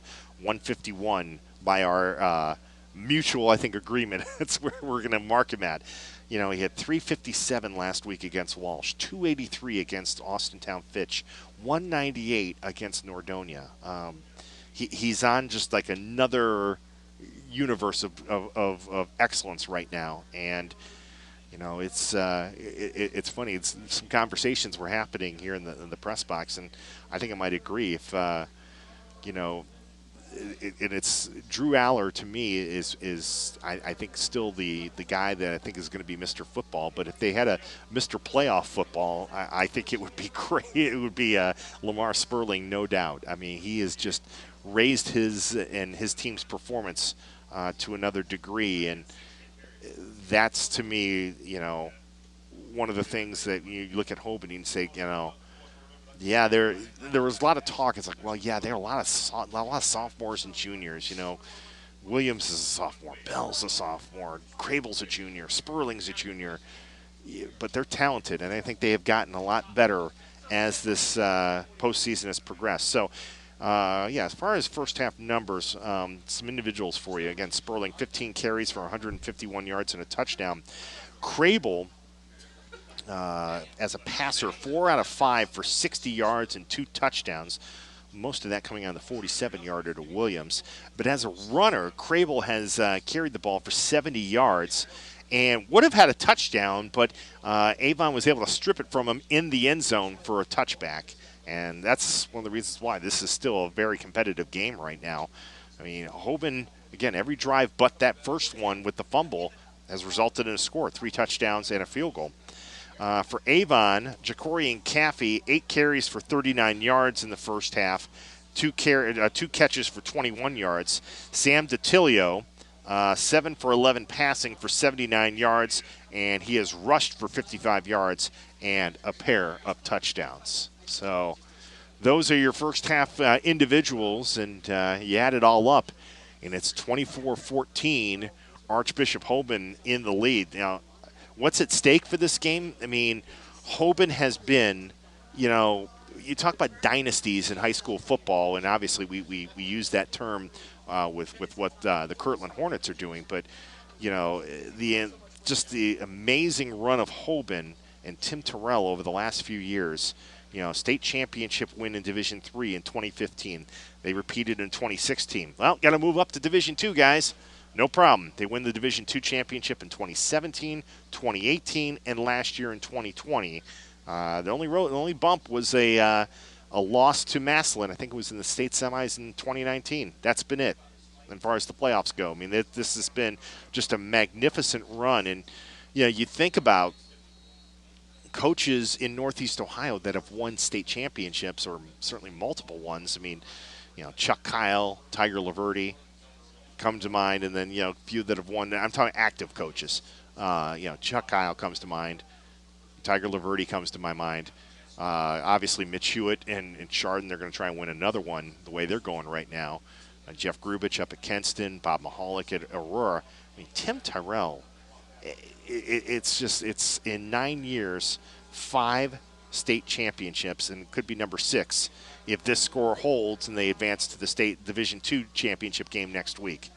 I mean, he has done a marvelous job, and, you know, a guy that kind of cut his teeth talking about Coach Terrell with Jim Tressel as a player and as a coach at Youngstown State, and then Jim Tressel ended up getting the Ohio State job, and Tim Tyrell started his high school coaching career, and, you know, when he got to Hoban, I mean, he's just made this program into a dynamo, and it's impressive. And again, we saw them play in 2018, and they won the title that year, and beat a good Avon team that night. But you know, it's Avon. I think the difference between then and now is Avon's got had more numbers, and they've got more depth, and I think that's allowed them to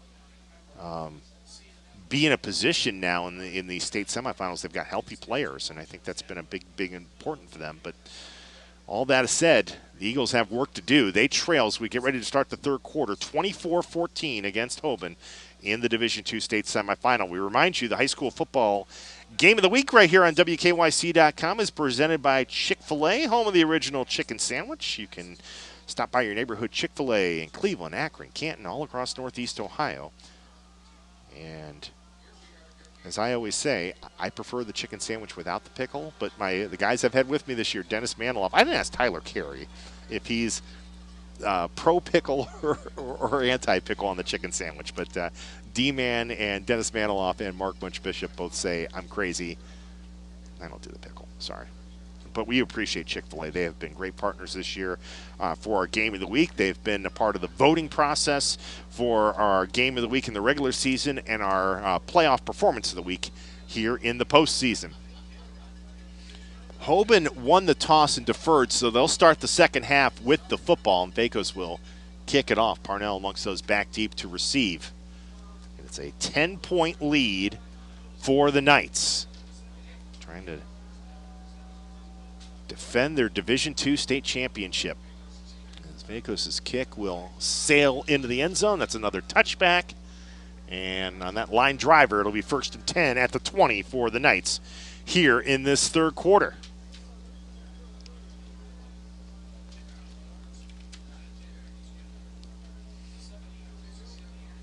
And Tyler Carey is on Team Dino, by the way. No pickle. Thank you, TC. We may be the minority on that, but I'm just saying.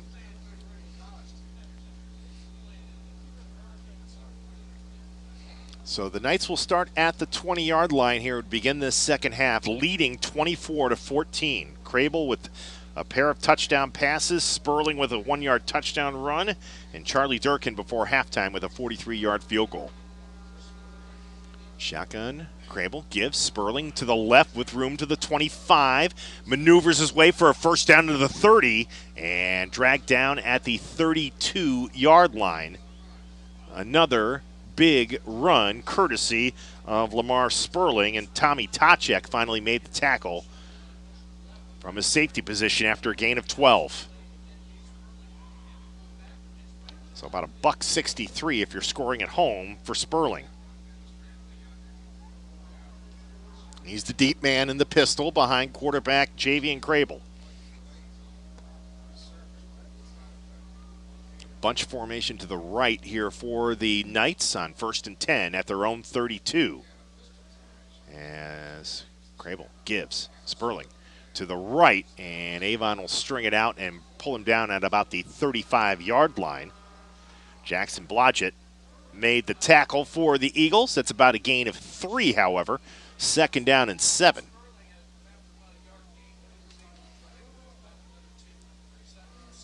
Eagles have been in this position in the state semifinals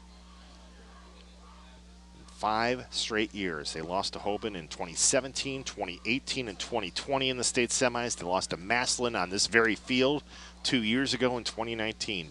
Trying to finally break through and get back to the state championship, which would be their first appearance since 2019. Crable will keep on 2nd and 7 and able to push the pile ahead and keep moving out to the 39-yard line when it looked like he was going to be brought down back at the line of scrimmage. Good. Crable's a big fella, 6'3", 195 pounds, and he's able to, kind of put his head down and get 4 good yards there. It'll be 3rd down and about 3 from the 39-yard line. Well, the one thing Avon would love to have is a 3 and out here. Parnell out wide left. Again, a bunch formation to the right for the Knights. Parnell, or make that, Sperling will get the carry. Sperling breaks through to the 50. He's to the 40, down the right sideline, and then loses the football, but it's picked up by another Knight at the 20-yard line. Lamar Sperling, he's actually human. He made a mistake. He put the ball on the field turf, but a good job by one of his teammates to come by and pounce on it. They're going to spot it right at the Avon 20-yard line. Lamar Sperling with another dazzling run.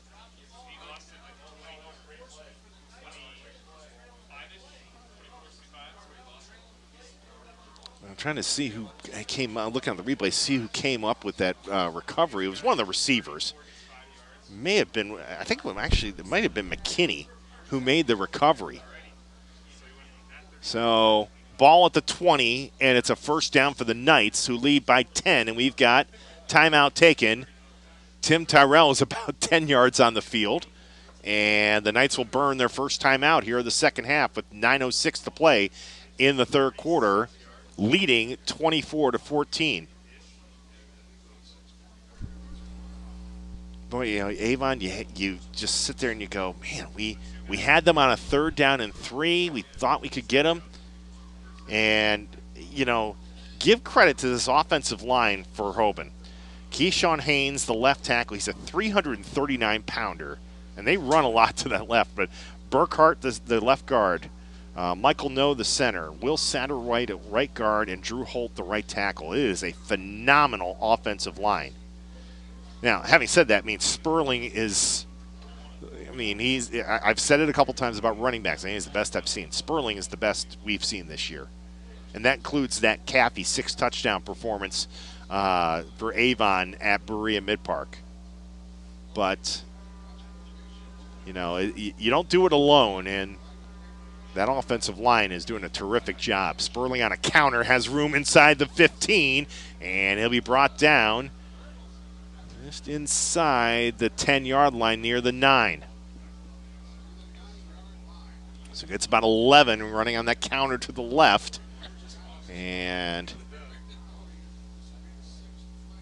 I think that was Blodgett who had to make a touchdown-saving tackle there. 1st and goal at the 9. They move the chains out of the way. Hoban trying to stretch out this 10-point lead with under 9 minutes to play in the 3rd quarter. Sperling to the right of Javian Crable. On 1st and goal, Crable keeps, runs to the right. He'll be brought down behind the line of scrimmage, back at about the 11-yard line. Austin Mitchell, from his defensive end spot, makes the play. That's a loss of about 2. Well, that's what you talk about, keeping containment. You know, Mitchell didn't get fooled by the fake to Sperling and kept leverage over that right side and didn't allow Crable to turn the corner. 2nd and goal back at the 11.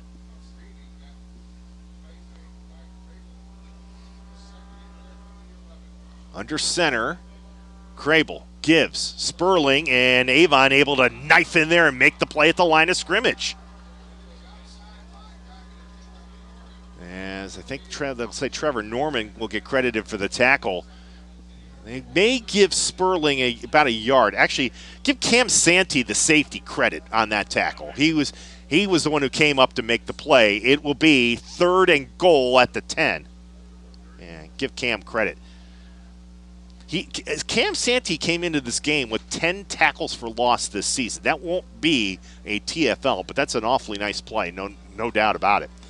3rd and goal from the 10 here for the Knights. Crable under center. Looks to throw. Lofts one towards the end zone. Flag goes down. Pass. Well, now they're just going to blow everything dead.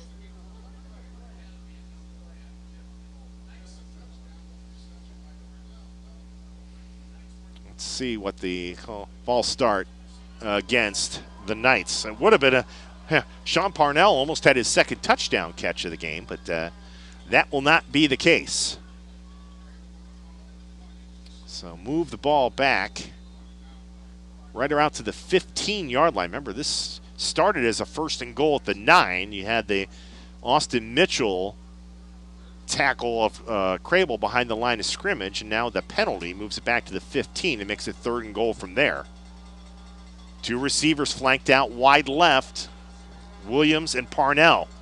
1 receiver on the near side. Crable looking, steps up, and breaks a move out to the 10, still on his feet, and finally brought down at about the 10-yard line. Well done by the Eagles to kind of snuff out the play as Crable was trying to get to the outside, and it will set up a 4th and goal.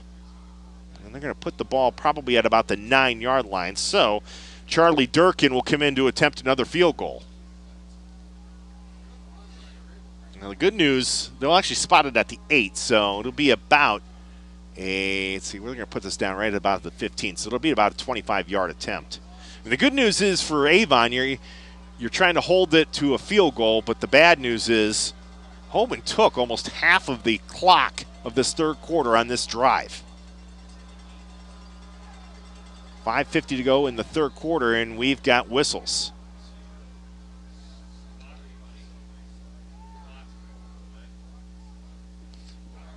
Play clock expired. Ooh. Well, that's going to make it a little bit more difficult for Durkin. So back it up to the 20 now, at least for where they'll spot it. Ball will be spotted at the 13, and it's now going to be a 30-yard attempt. 5:39 to go in the 3rd quarter. As the Knights are ready, ball is down, kick is up.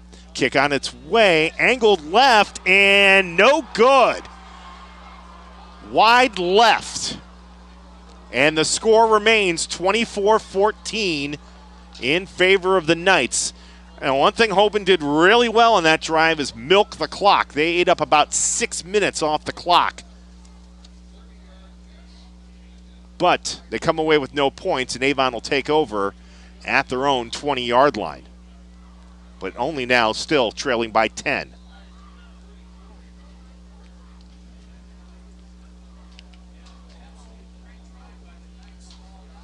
So the Eagles will go to work now, trailing by 10 at their own 20-yard line. DiTilio ready to go, 1st and 10. Fake handoff, bootleg action to the right. Pass is caught at the 25 and out to the 27-yard line. Tim Conwell makes the catch, and it will be a gain of about 7 on 1st down. As we approach 5 minutes to go in the 3rd quarter, 24-14 Hoban. Here at Byers Field in Parma, the Division II state semifinal. Caffey to the left of quarterback Sam DiTilio.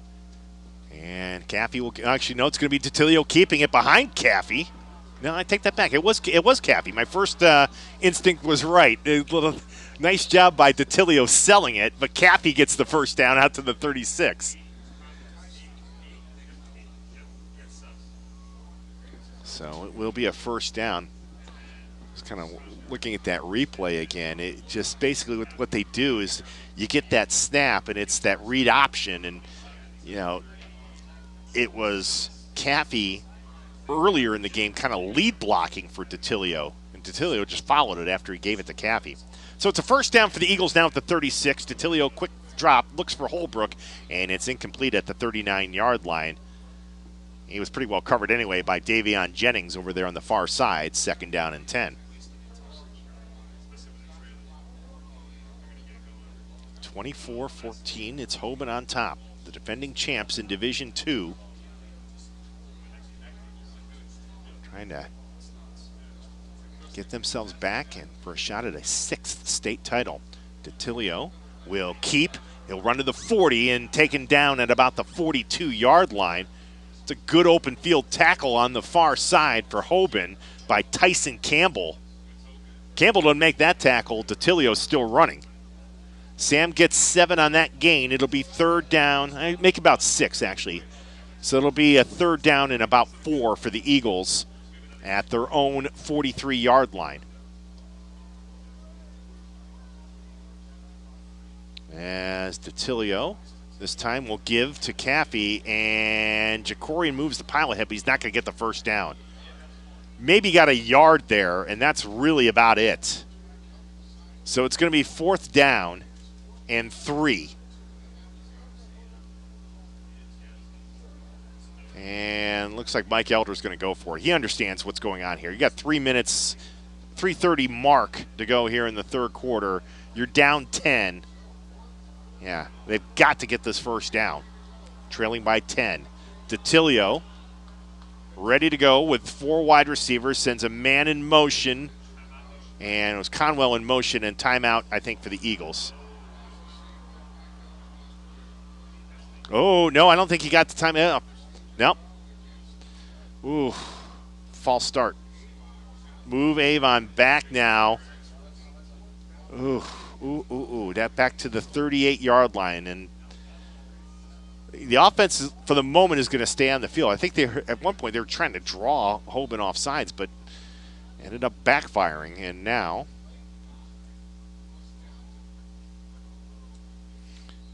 there's been an issue here with the play. Okay, now it's moving again, but they were having some problems with the play clock for sure. All right, so we're going to try it again. Avon, well, and now a timeout for the Eagles, which I think is what they were trying to do earlier before that procedure penalty. So each team with 2 timeouts remaining, and Avon's going to talk about this scenario here. They're looking at a 4th and 7 at their own 39, trailing 24-14 with 3:11 to go in the third quarter.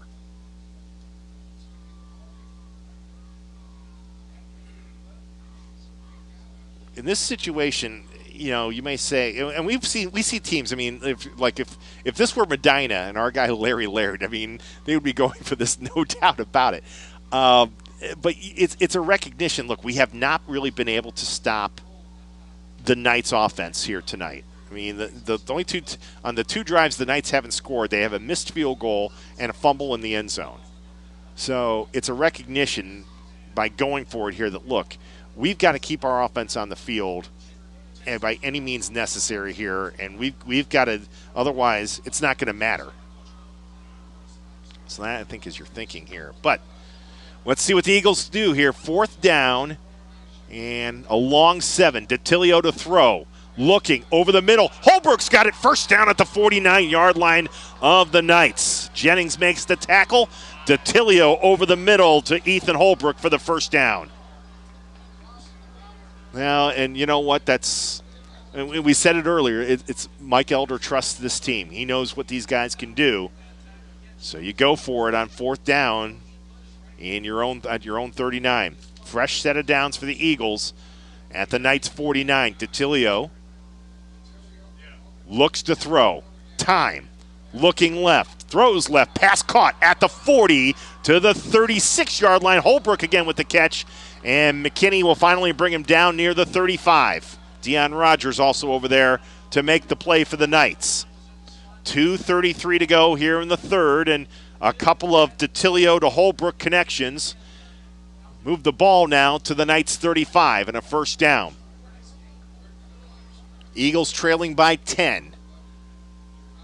As DeTilio, dump pass, Alvarez at the 30 to the 25-20. Alvarez first down to the 18 of the Knights.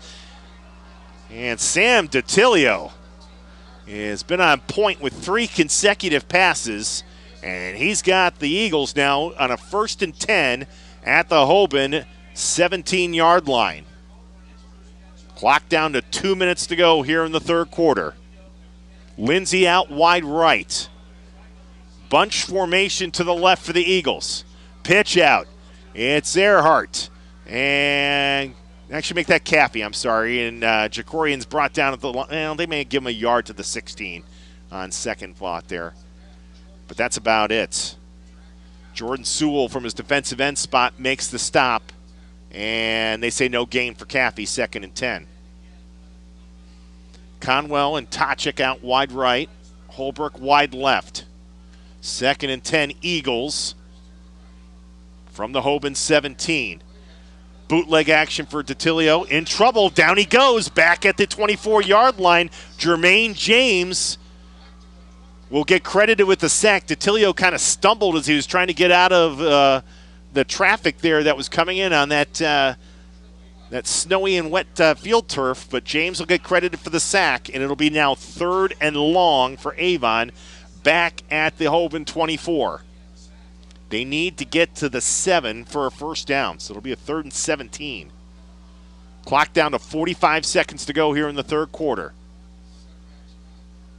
As DeTilio looks to throw. They'll send the blitz. Pass intended for Caffey went through his hands, incomplete. Just a little too hot on that pass as Jacorian was trying to make the turn. And it'll be 4th down, and Nathaniel Vakos will come in to attempt a field goal. Boy, they had the play. They had it guessed right. They knew that Hoban was going to come after them on 3rd and long and just couldn't execute that screen pass. So Vakos, who is 4 out of 5 in his field goal attempts this year, will attempt a 41-yard kick with 38 seconds to play here in the third quarter. Ball is down. Kick is up, on its way, plenty of distance, and it is perfect. Vakos connects from 41 yards to bring the Eagles to within 7, 24-17, with 32 seconds remaining here in the third quarter. You know, the amazing thing about this third quarter, we've had one drive for each team, both settling for field goal attempts. Hoban missed a 30-yarder. Vakos hit the 41-yarder for Avon. And it's back to a 7-point Knights lead here late in this third quarter.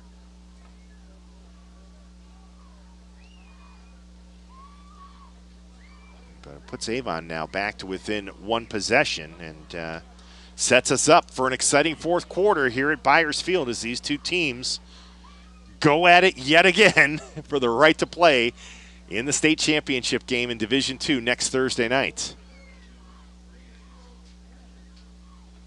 Vakos will tee it up. McKinney and Parnell amongst those back deep to receive for Archbishop Hoban.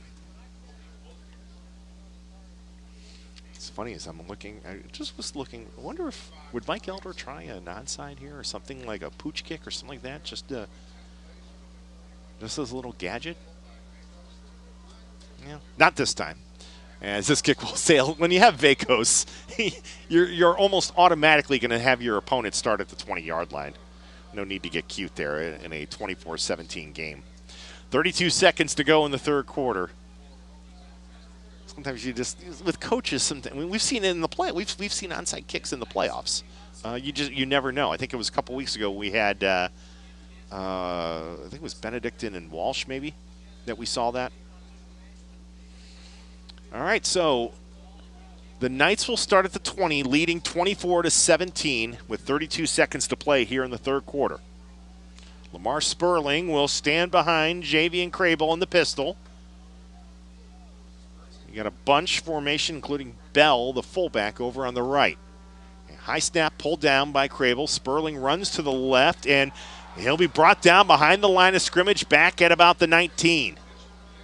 Well strung out that time. Austin Mitchell leading the charge for the Eagles in what may be the final play of this third quarter, As we are down to 10 seconds remaining. Hoban looks like they're in no hurry to run a play here, and we will swap sides and head to the fourth quarter here in Parma. 3 in the books. Your score after the third quarter, it is Archbishop Hoban 24 and Avon 17 in this Division II state semifinal game. It's the WKYC Game of the Week presented by Chick-fil-A, home of the original chicken sandwich. The other scores from around that involve Northeast Ohio teams in state semifinal action. Let's start in Division I. St. Edward has taken the lead over Upper Arlington 14-10. Division II, Winton Woods leading Green 13-7. That's in the third quarter. Winner of that game will face the winner of our game next Thursday in Canton in the Division II state championship game. And then in Division III, Chardon leading West Holmes 34-7. So again, it looks very much like the Hilltoppers will be playing for back-to-back state championships in Division III, and that would be next Friday afternoon.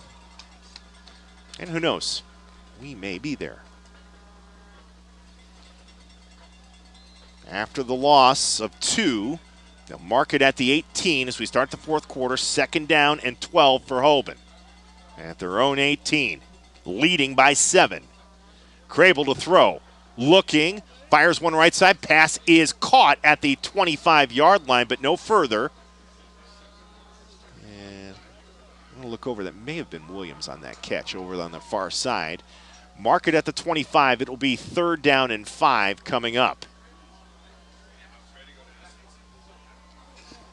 So again, an opportunity as Avon had earlier in the second half to try to get a stop and a 3 and out. The last time they were in this scenario, Lamar Sperling busted out a huge run and ended up really taking precious time off the clock in that third quarter. They didn't get the field goal by Durkin, but they certainly got clock. And while we're setting up the play, we've got a penalty against Hoban. I'm not sure what the penalty even was, but they marked it all the way back.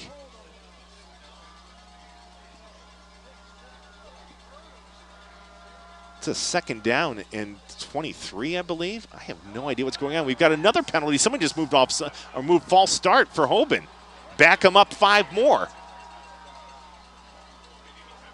There must have been a holding on that previous pass attempt, and I just didn't see the indication, and they went 10 yards from the spot. So, I mean, it is – the scoreboard says 3rd down. The yard marker says 2nd down. I think the yard marker actually might be right.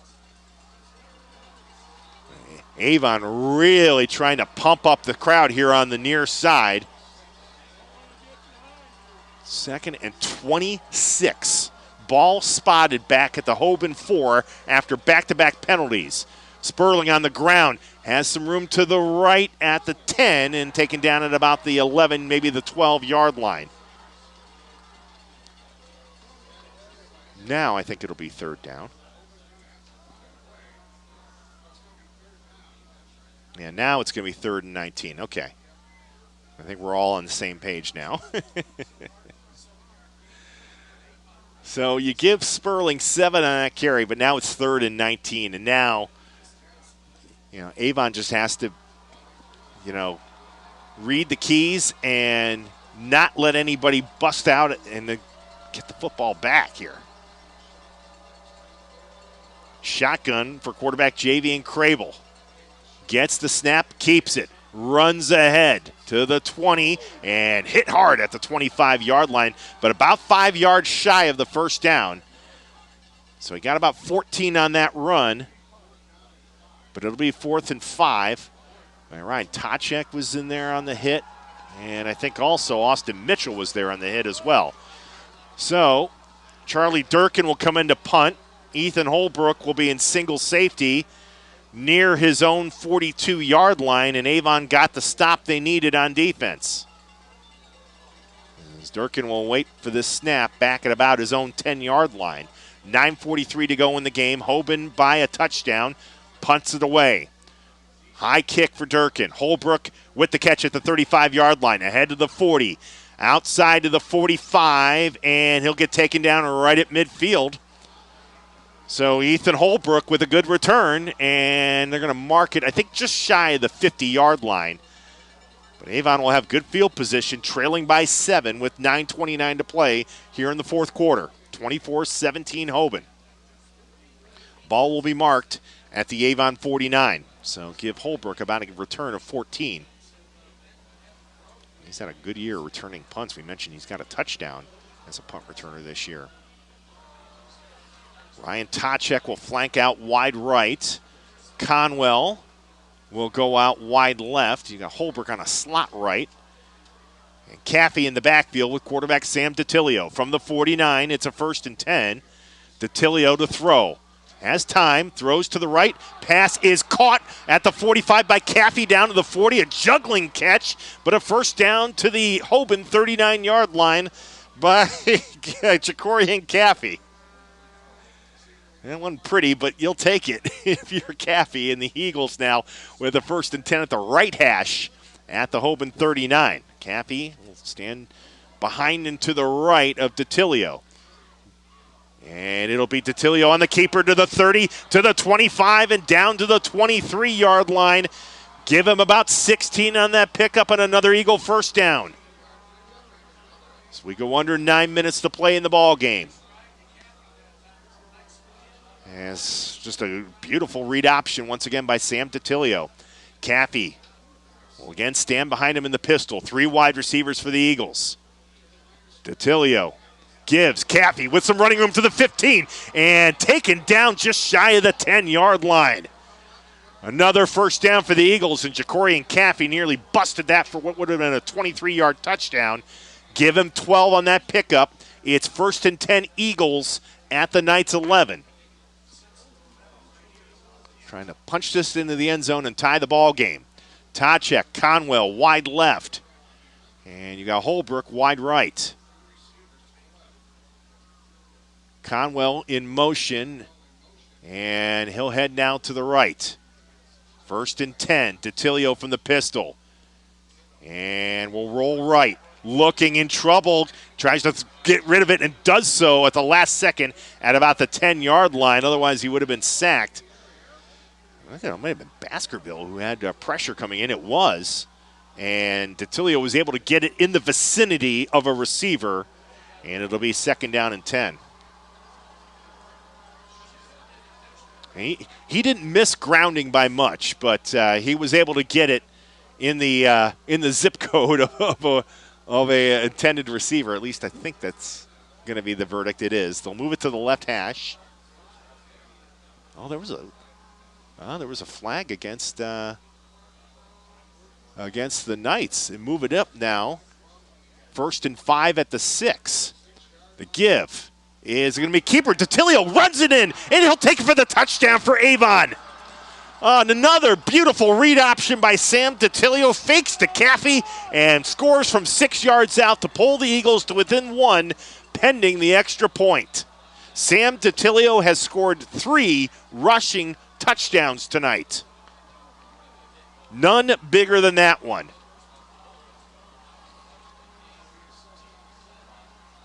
We may have another penalty here.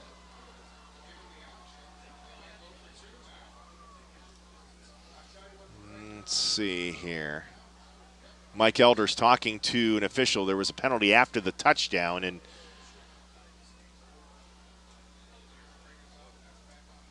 let's see. For the moment, it looks like they're going to still have Vacos kick it, but I mean, keep in mind last week against Toledo Central Catholic, he went for 2 with the game on the line and ended up getting the win here. But it looks like Vacos is going to kick the extra point. All right, Ball is down, kick up, on its way, and we have a tie ball game here in Parma.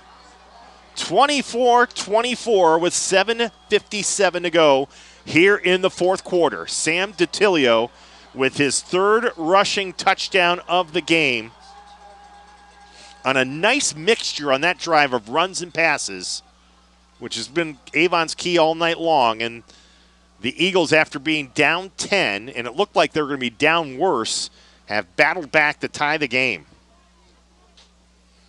And you think about it, Hoban had taken about half of the clock in the third quarter, and it looked like they might be driving for a touchdown, which would have put them up 31-14 at that juncture. And instead, they don't get a touchdown, had a couple of penalties knock them back, and Durkin misses the field goal. Avon comes back, gets a field goal of their own, and then when they finally get a stop of Hoban's offense, they march down on a relatively short field. That was only about a 53-yard touchdown drive, and able to tie the game. Now, what I assume was unsportsmanlike conduct after the touchdown. Vacos will tee it up at the Hoban 45-yard line. So Nathaniel from here could kick this into Lake Erie if he wanted to.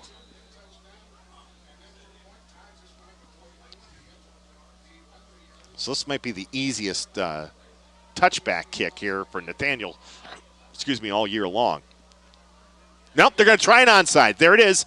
And it's going to be pounced on at the 35-yard line. At that position, why not, of the field? Why not? That's a good gamble. But Hoban does a good job recovering that kick, and they'll take over near their own 35. They'll actually spot it about the 36-yard line. Yeah, minimal risk on that one from where Vacos tried to kind of punch it in right in the middle of the field. So ball back to the Knights in this tie ball game with 7:56 to go here in the fourth quarter. Winner of this heads to Canton next Thursday to play for a state championship against either Winton Woods or Green.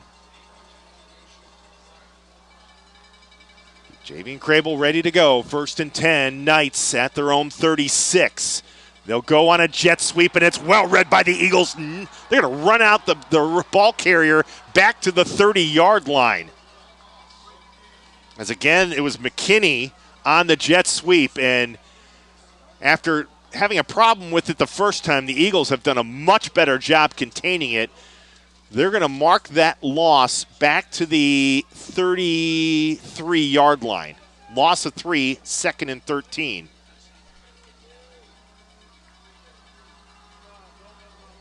Three wide receivers, and you have Bell kind of on a wing to the right. Pistol formation, Crable with Sperling behind him on 2nd down and 13. Eagles show blitz. Sperling gets the carry. Sperling to the right to the 35 to the 40, across the 45 near the first down. And this will depend on the spot here. They needed to get to the 46 for a first down. They're awfully close, and from where the side judge is, it should be enough. Yeah, first down for the Knights. 13 yards on the gain by Lamar Sperling. Under 7 minutes to go. And let's see if Hoban, with their ability to run the ball here, try to not only move it downfield, but take a lot of time off the clock like they did in the third quarter. Crable will go under center, the I formation in the backfield. Bell the fullback, and it's Sperling the tailback getting the handoff, and he moves the pile ahead for a yard or two to the 48-yard line. Give him about 2 on that pickup. 2nd down and 8, but again, actually, they moved it to the 46, so give him 3 there, 2nd and 7. But, again, you look at the clock, we're approaching now 6 minutes to go in the game. So this is the strategy right now. It's move the yards, move yards, obviously, but it's ball control and clock control. And right now, Hoban's got it in this 24-all tie. Offset eye in the backfield, pitch out, Sperling to the right, and able to get through a couple of Avon tacklers. But Avon actually was able to push it back to about the 48-yard line. Let's start 47. No gain on the play, so it'll be a 3rd down. Avon did a pretty good job that time of keeping their containment. So it'll be 3rd and 3. And you know who's getting it here. I mean, I'd be stunned if anybody but Lamar Sperling got the carry. Again, offset eye. Bell the fullback. Sperling the tailback. Crable gives. Sperling to the 45, to the 44, to the 41-yard line, and another first down. Trevor Norman on the tackle. 5:08 to go, fourth quarter. Hoban driving in this 24-all game. The ball will be spotted at the Avon 41.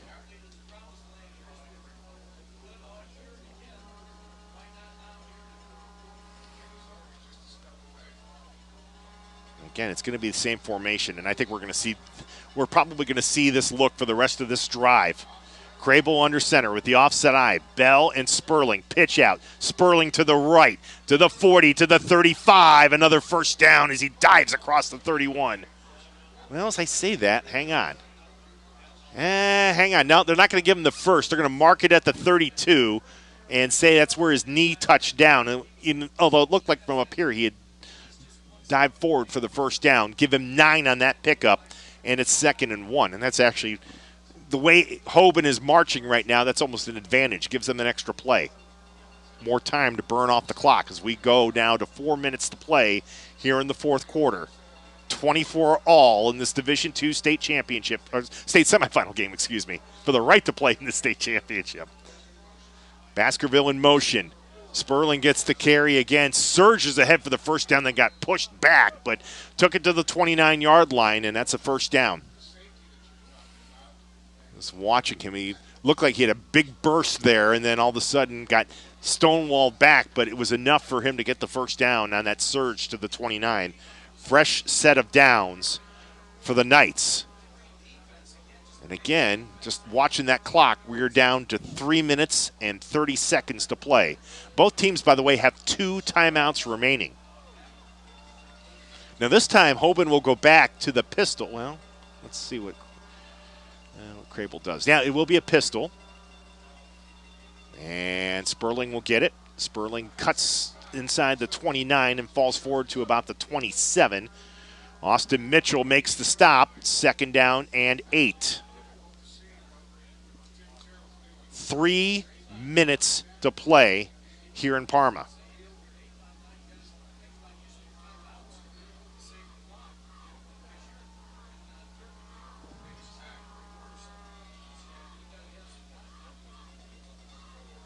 Thomas Jones goes out wide right. 2 receivers wide left.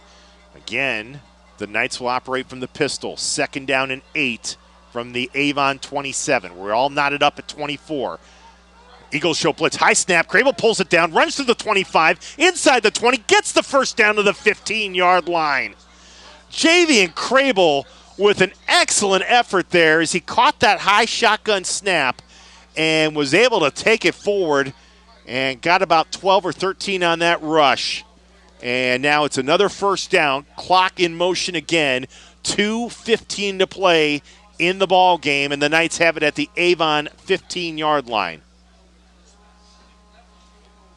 I'll tell you, we said in the second quarter it was a, kind of a ball maintenance clinic by the Eagles on one of their drives, but Tim Terrell and the Knights have done a masterful job in the second half of playing keep away. Crable under center, gives Sperling up the middle to the 10. He's to the 5 and scores. Touchdown, Lamar Sperling.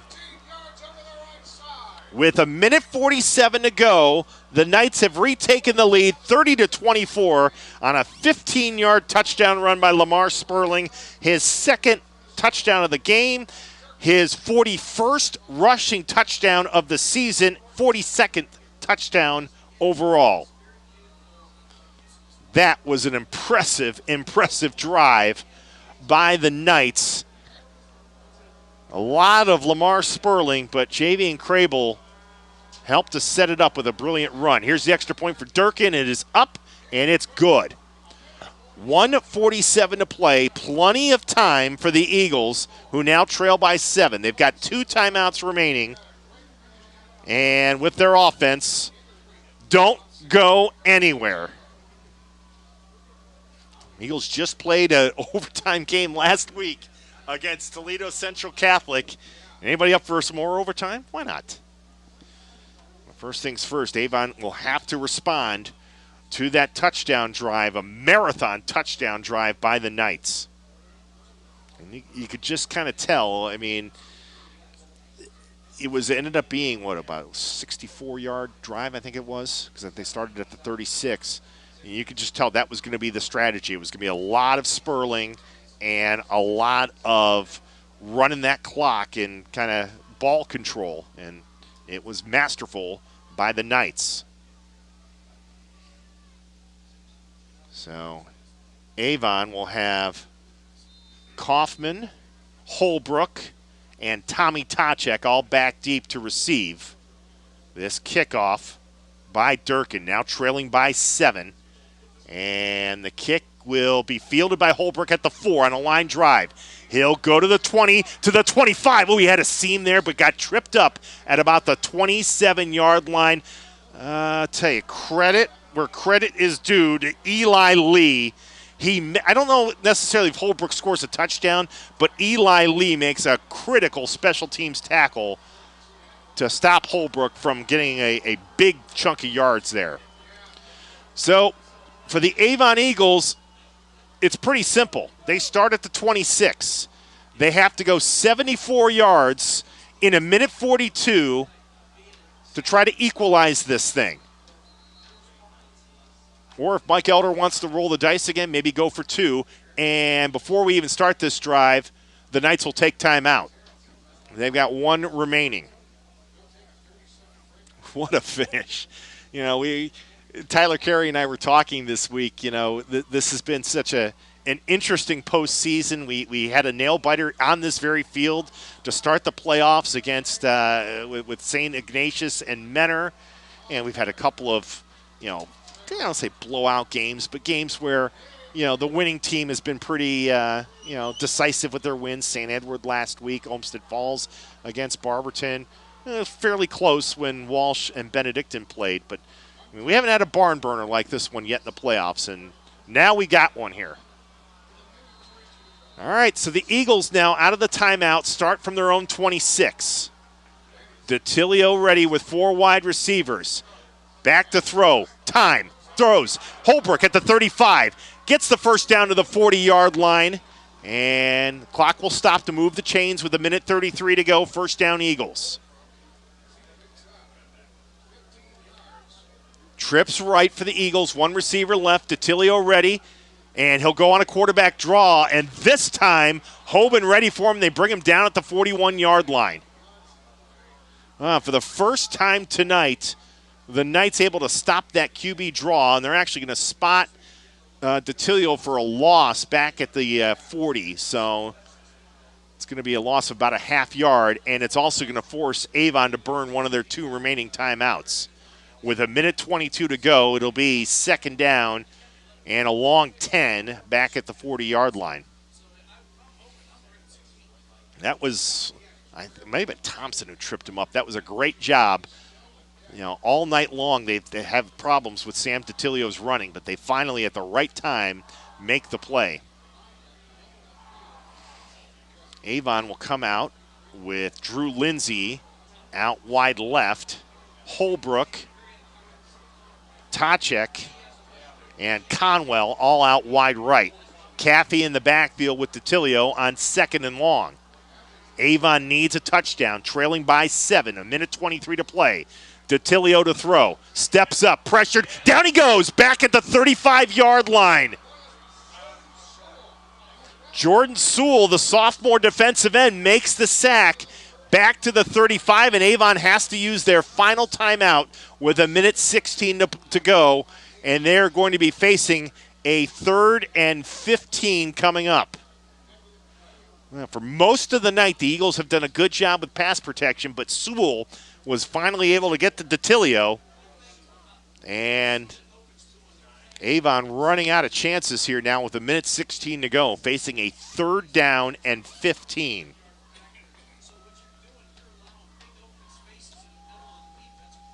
So we'll see what the Eagles dial up here. In a similar situation, DeTilio threw a slant to Holbrook for a first down earlier, I think in the second half. Bunch formation to the right. Conwell, the lone receiver, to the left. On 3rd and 15, DeTilio pressured, rolls right, throws. Conwell has it at the 40, but that's it. And Avon's got to get up, and they're going to have to run a 4th down and 10 play very quickly here. 1:05, 1:04 to go. 4th down and the season now for the Eagles. 4th and a long 10. 2 receivers left, 2 to the right. Eagles, last gasp. DeTilio stepping up, and he's down back at the 32-yard line. Jason Martin gets the sack to end Avon. Well, actually, hold on. Hang on, folks. There's a flag downfield. And I think it's going to be a holding against Hoban. Avon is still alive. Holding against the Hoban secondary. That flag came down right at the 49-yard line of Hoban, and 3 officials are going to have a conference here, but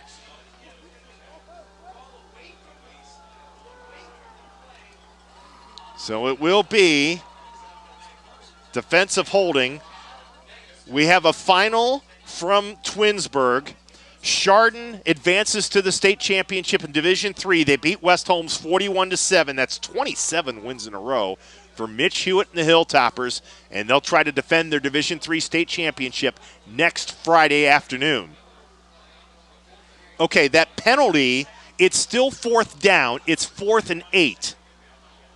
Ball at the 43 of Avon. So it's still a season on the brink here for the Eagles. Play clock is at 15. Avon trying to get their receivers set up here. Lindsay will come out to the right. Holbrook, Conwell, Tachek all to the left. 4th and 8, Eagles from the 43. DeTilio with time, throws, and the pass is incomplete at the 45-yard line, just out of the reach of Tim Conwell. And this time there are no flags. Mike Elder wanted a penalty against the Knights. He's not going to get it. And Hoban, with 42 seconds to go, will take over. Avon cannot stop the clock. And I think they just called a penalty on Mike Elder, and at this point, of course, it's pretty much irrelevant. Another flag just came down. Yeah, unsportsmanlike is going to be the call, and it really is. It's irrelevant now. Avon can't stop the clock. It's been a frustrating night on the sidelines for Coach Elder. He is sparred with the group in stripes a bunch of times, and we'll have another conversation that'll be pretty much one way. But Hoban can take a knee and head to Canton and defend their Division II state championship next Thursday night.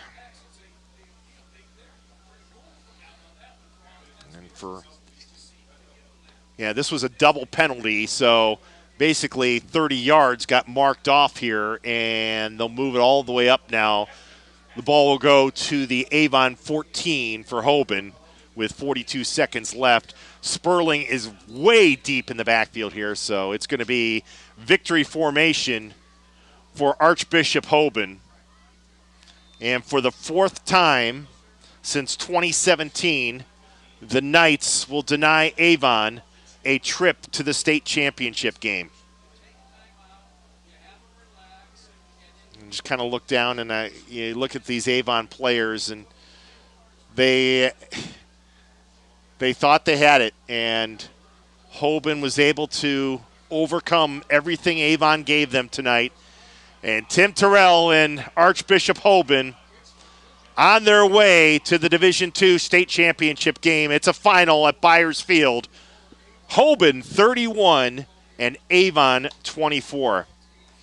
And I'm looking at Chase Myers down on the field at the 15-yard line, senior cornerback who has gone through all of these emotions up and down, and seeing the end of his career at Avon as it has all too familiar. And another senior, Ryan Tachek. Yeah, it's devastating for the Eagles. They thought that this was the year that they could finally overcome. I think somebody put it might have been Matt Gowell over at Cleveland.com, Mount Hoban. And Avon has gotten closer to the summit, but they just cannot overtake the juggernaut that is Archbishop Hoban. So we now know there are 2 Northeast Ohio teams that will play for state championships next weekend in Canton. Hoban will carry the flag in Division II, possibly against another Northeast Ohio team if Green can rally back in their game against Winton Woods. And we know Chardon will be trying to defend their crown in Division III. So the question is, will St. Edward join them? And tomorrow, will Kirtland join them? It is a final, and good news for the St. Edward Eagles and Coach Tom Lombardo. They beat Upper Arlington 16-10, so the Eagles will indeed advance to play in the Division I state championship game next Friday night. So that means Chardon and St. Edward will both play on Friday. Hoban will play on Thursday. So things are starting to kind of come into a little bit of clarity now for high school football. We'll try to hang here for a little bit and see if we get a final or at least an update on Green and Winton Woods. But at least right now we know Chardon is advancing, St. Edward is advancing, and Hoban is advancing. And just kind of watching. I can't trying to imagine right now what Mike Elder is going to say to his Eagles. This has been another masterful performance by Coach Elder and his coaching staff this year. They'll finish at 12-3, and they are an elite program, and they just have not been able to conquer the mountain of Hoban. And I wouldn't be at all surprised 12 months from now, 365 days from now, if we're not back maybe on this very same field with these 2 teams. You look at Avon and see who's coming back next year. I mean, I'm just looking at their defense. Austin Mitchell's back next year. Amin Abdul's back next year. Cam Santee, Matt Fisher, all back next year. Those are just starters. I'm just looking at. Joe Weatherspoon's back next year. And then offensively, DiTilio's back. Caffey's back. Earhart's back. Austin, I already mentioned Austin Mitchell's back. Drew Lindsay's going to be back next year. Evan Garcia's back next year. And they're going to have a couple of their starting offensive linemen back next year. The Eagles aren't going anywhere, folks. They are not going anywhere. But tonight was Hoban's night once again. And Tim Terrell and Hoban will advance to a state championship game. 4 minutes to go in the other Division II state semifinal, with Green trailing Winton Woods 13-7. So just check at WKYC.com. We'll let you know. We'll have the scoreboard up there, and we'll let you know how that one finishes itself out. And we shall see if it will be an all Northeast Ohio matchup in the state championship, or if Hoban will deal with Winton Woods next Thursday night.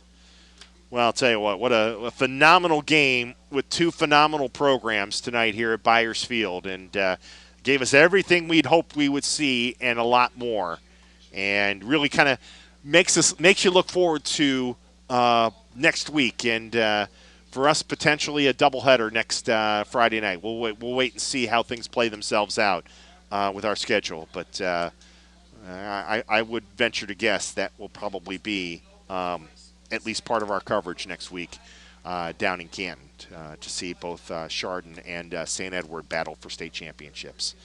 Tonight at Byers Field, however, it was Archbishop Hoban's night, as they will go for yet another state championship. They've won state titles in 2015, 16, 17, 18, and 20, the last 3 in Division II. So they will try to make it 4 Division II championships in the last 5 years. Good luck to Hoban and company as they, Tim Terrell, his staff, and the players as they look to bring home another state championship. All right, that will do it for us tonight here at Byers Field. It was a classic, and hope you enjoyed it as much as we did. We will greet you next week from Tom Benson Hall of Fame Stadium in Canton for some state championship game or games. Again, we'll let you know next week what our intentions are. I would venture to guess probably Friday we will find ourselves down in Canton for state championship games on Friday night. Our thanks go to Tyler Carey for taking care of us back at our Channel 3 studios, and we thank you for watching and we thank you for listening. Again, your final tonight from Byers Field in this Division II state semifinals. Archbishop Hoban 31 and Avon 24. Thanks so much for watching.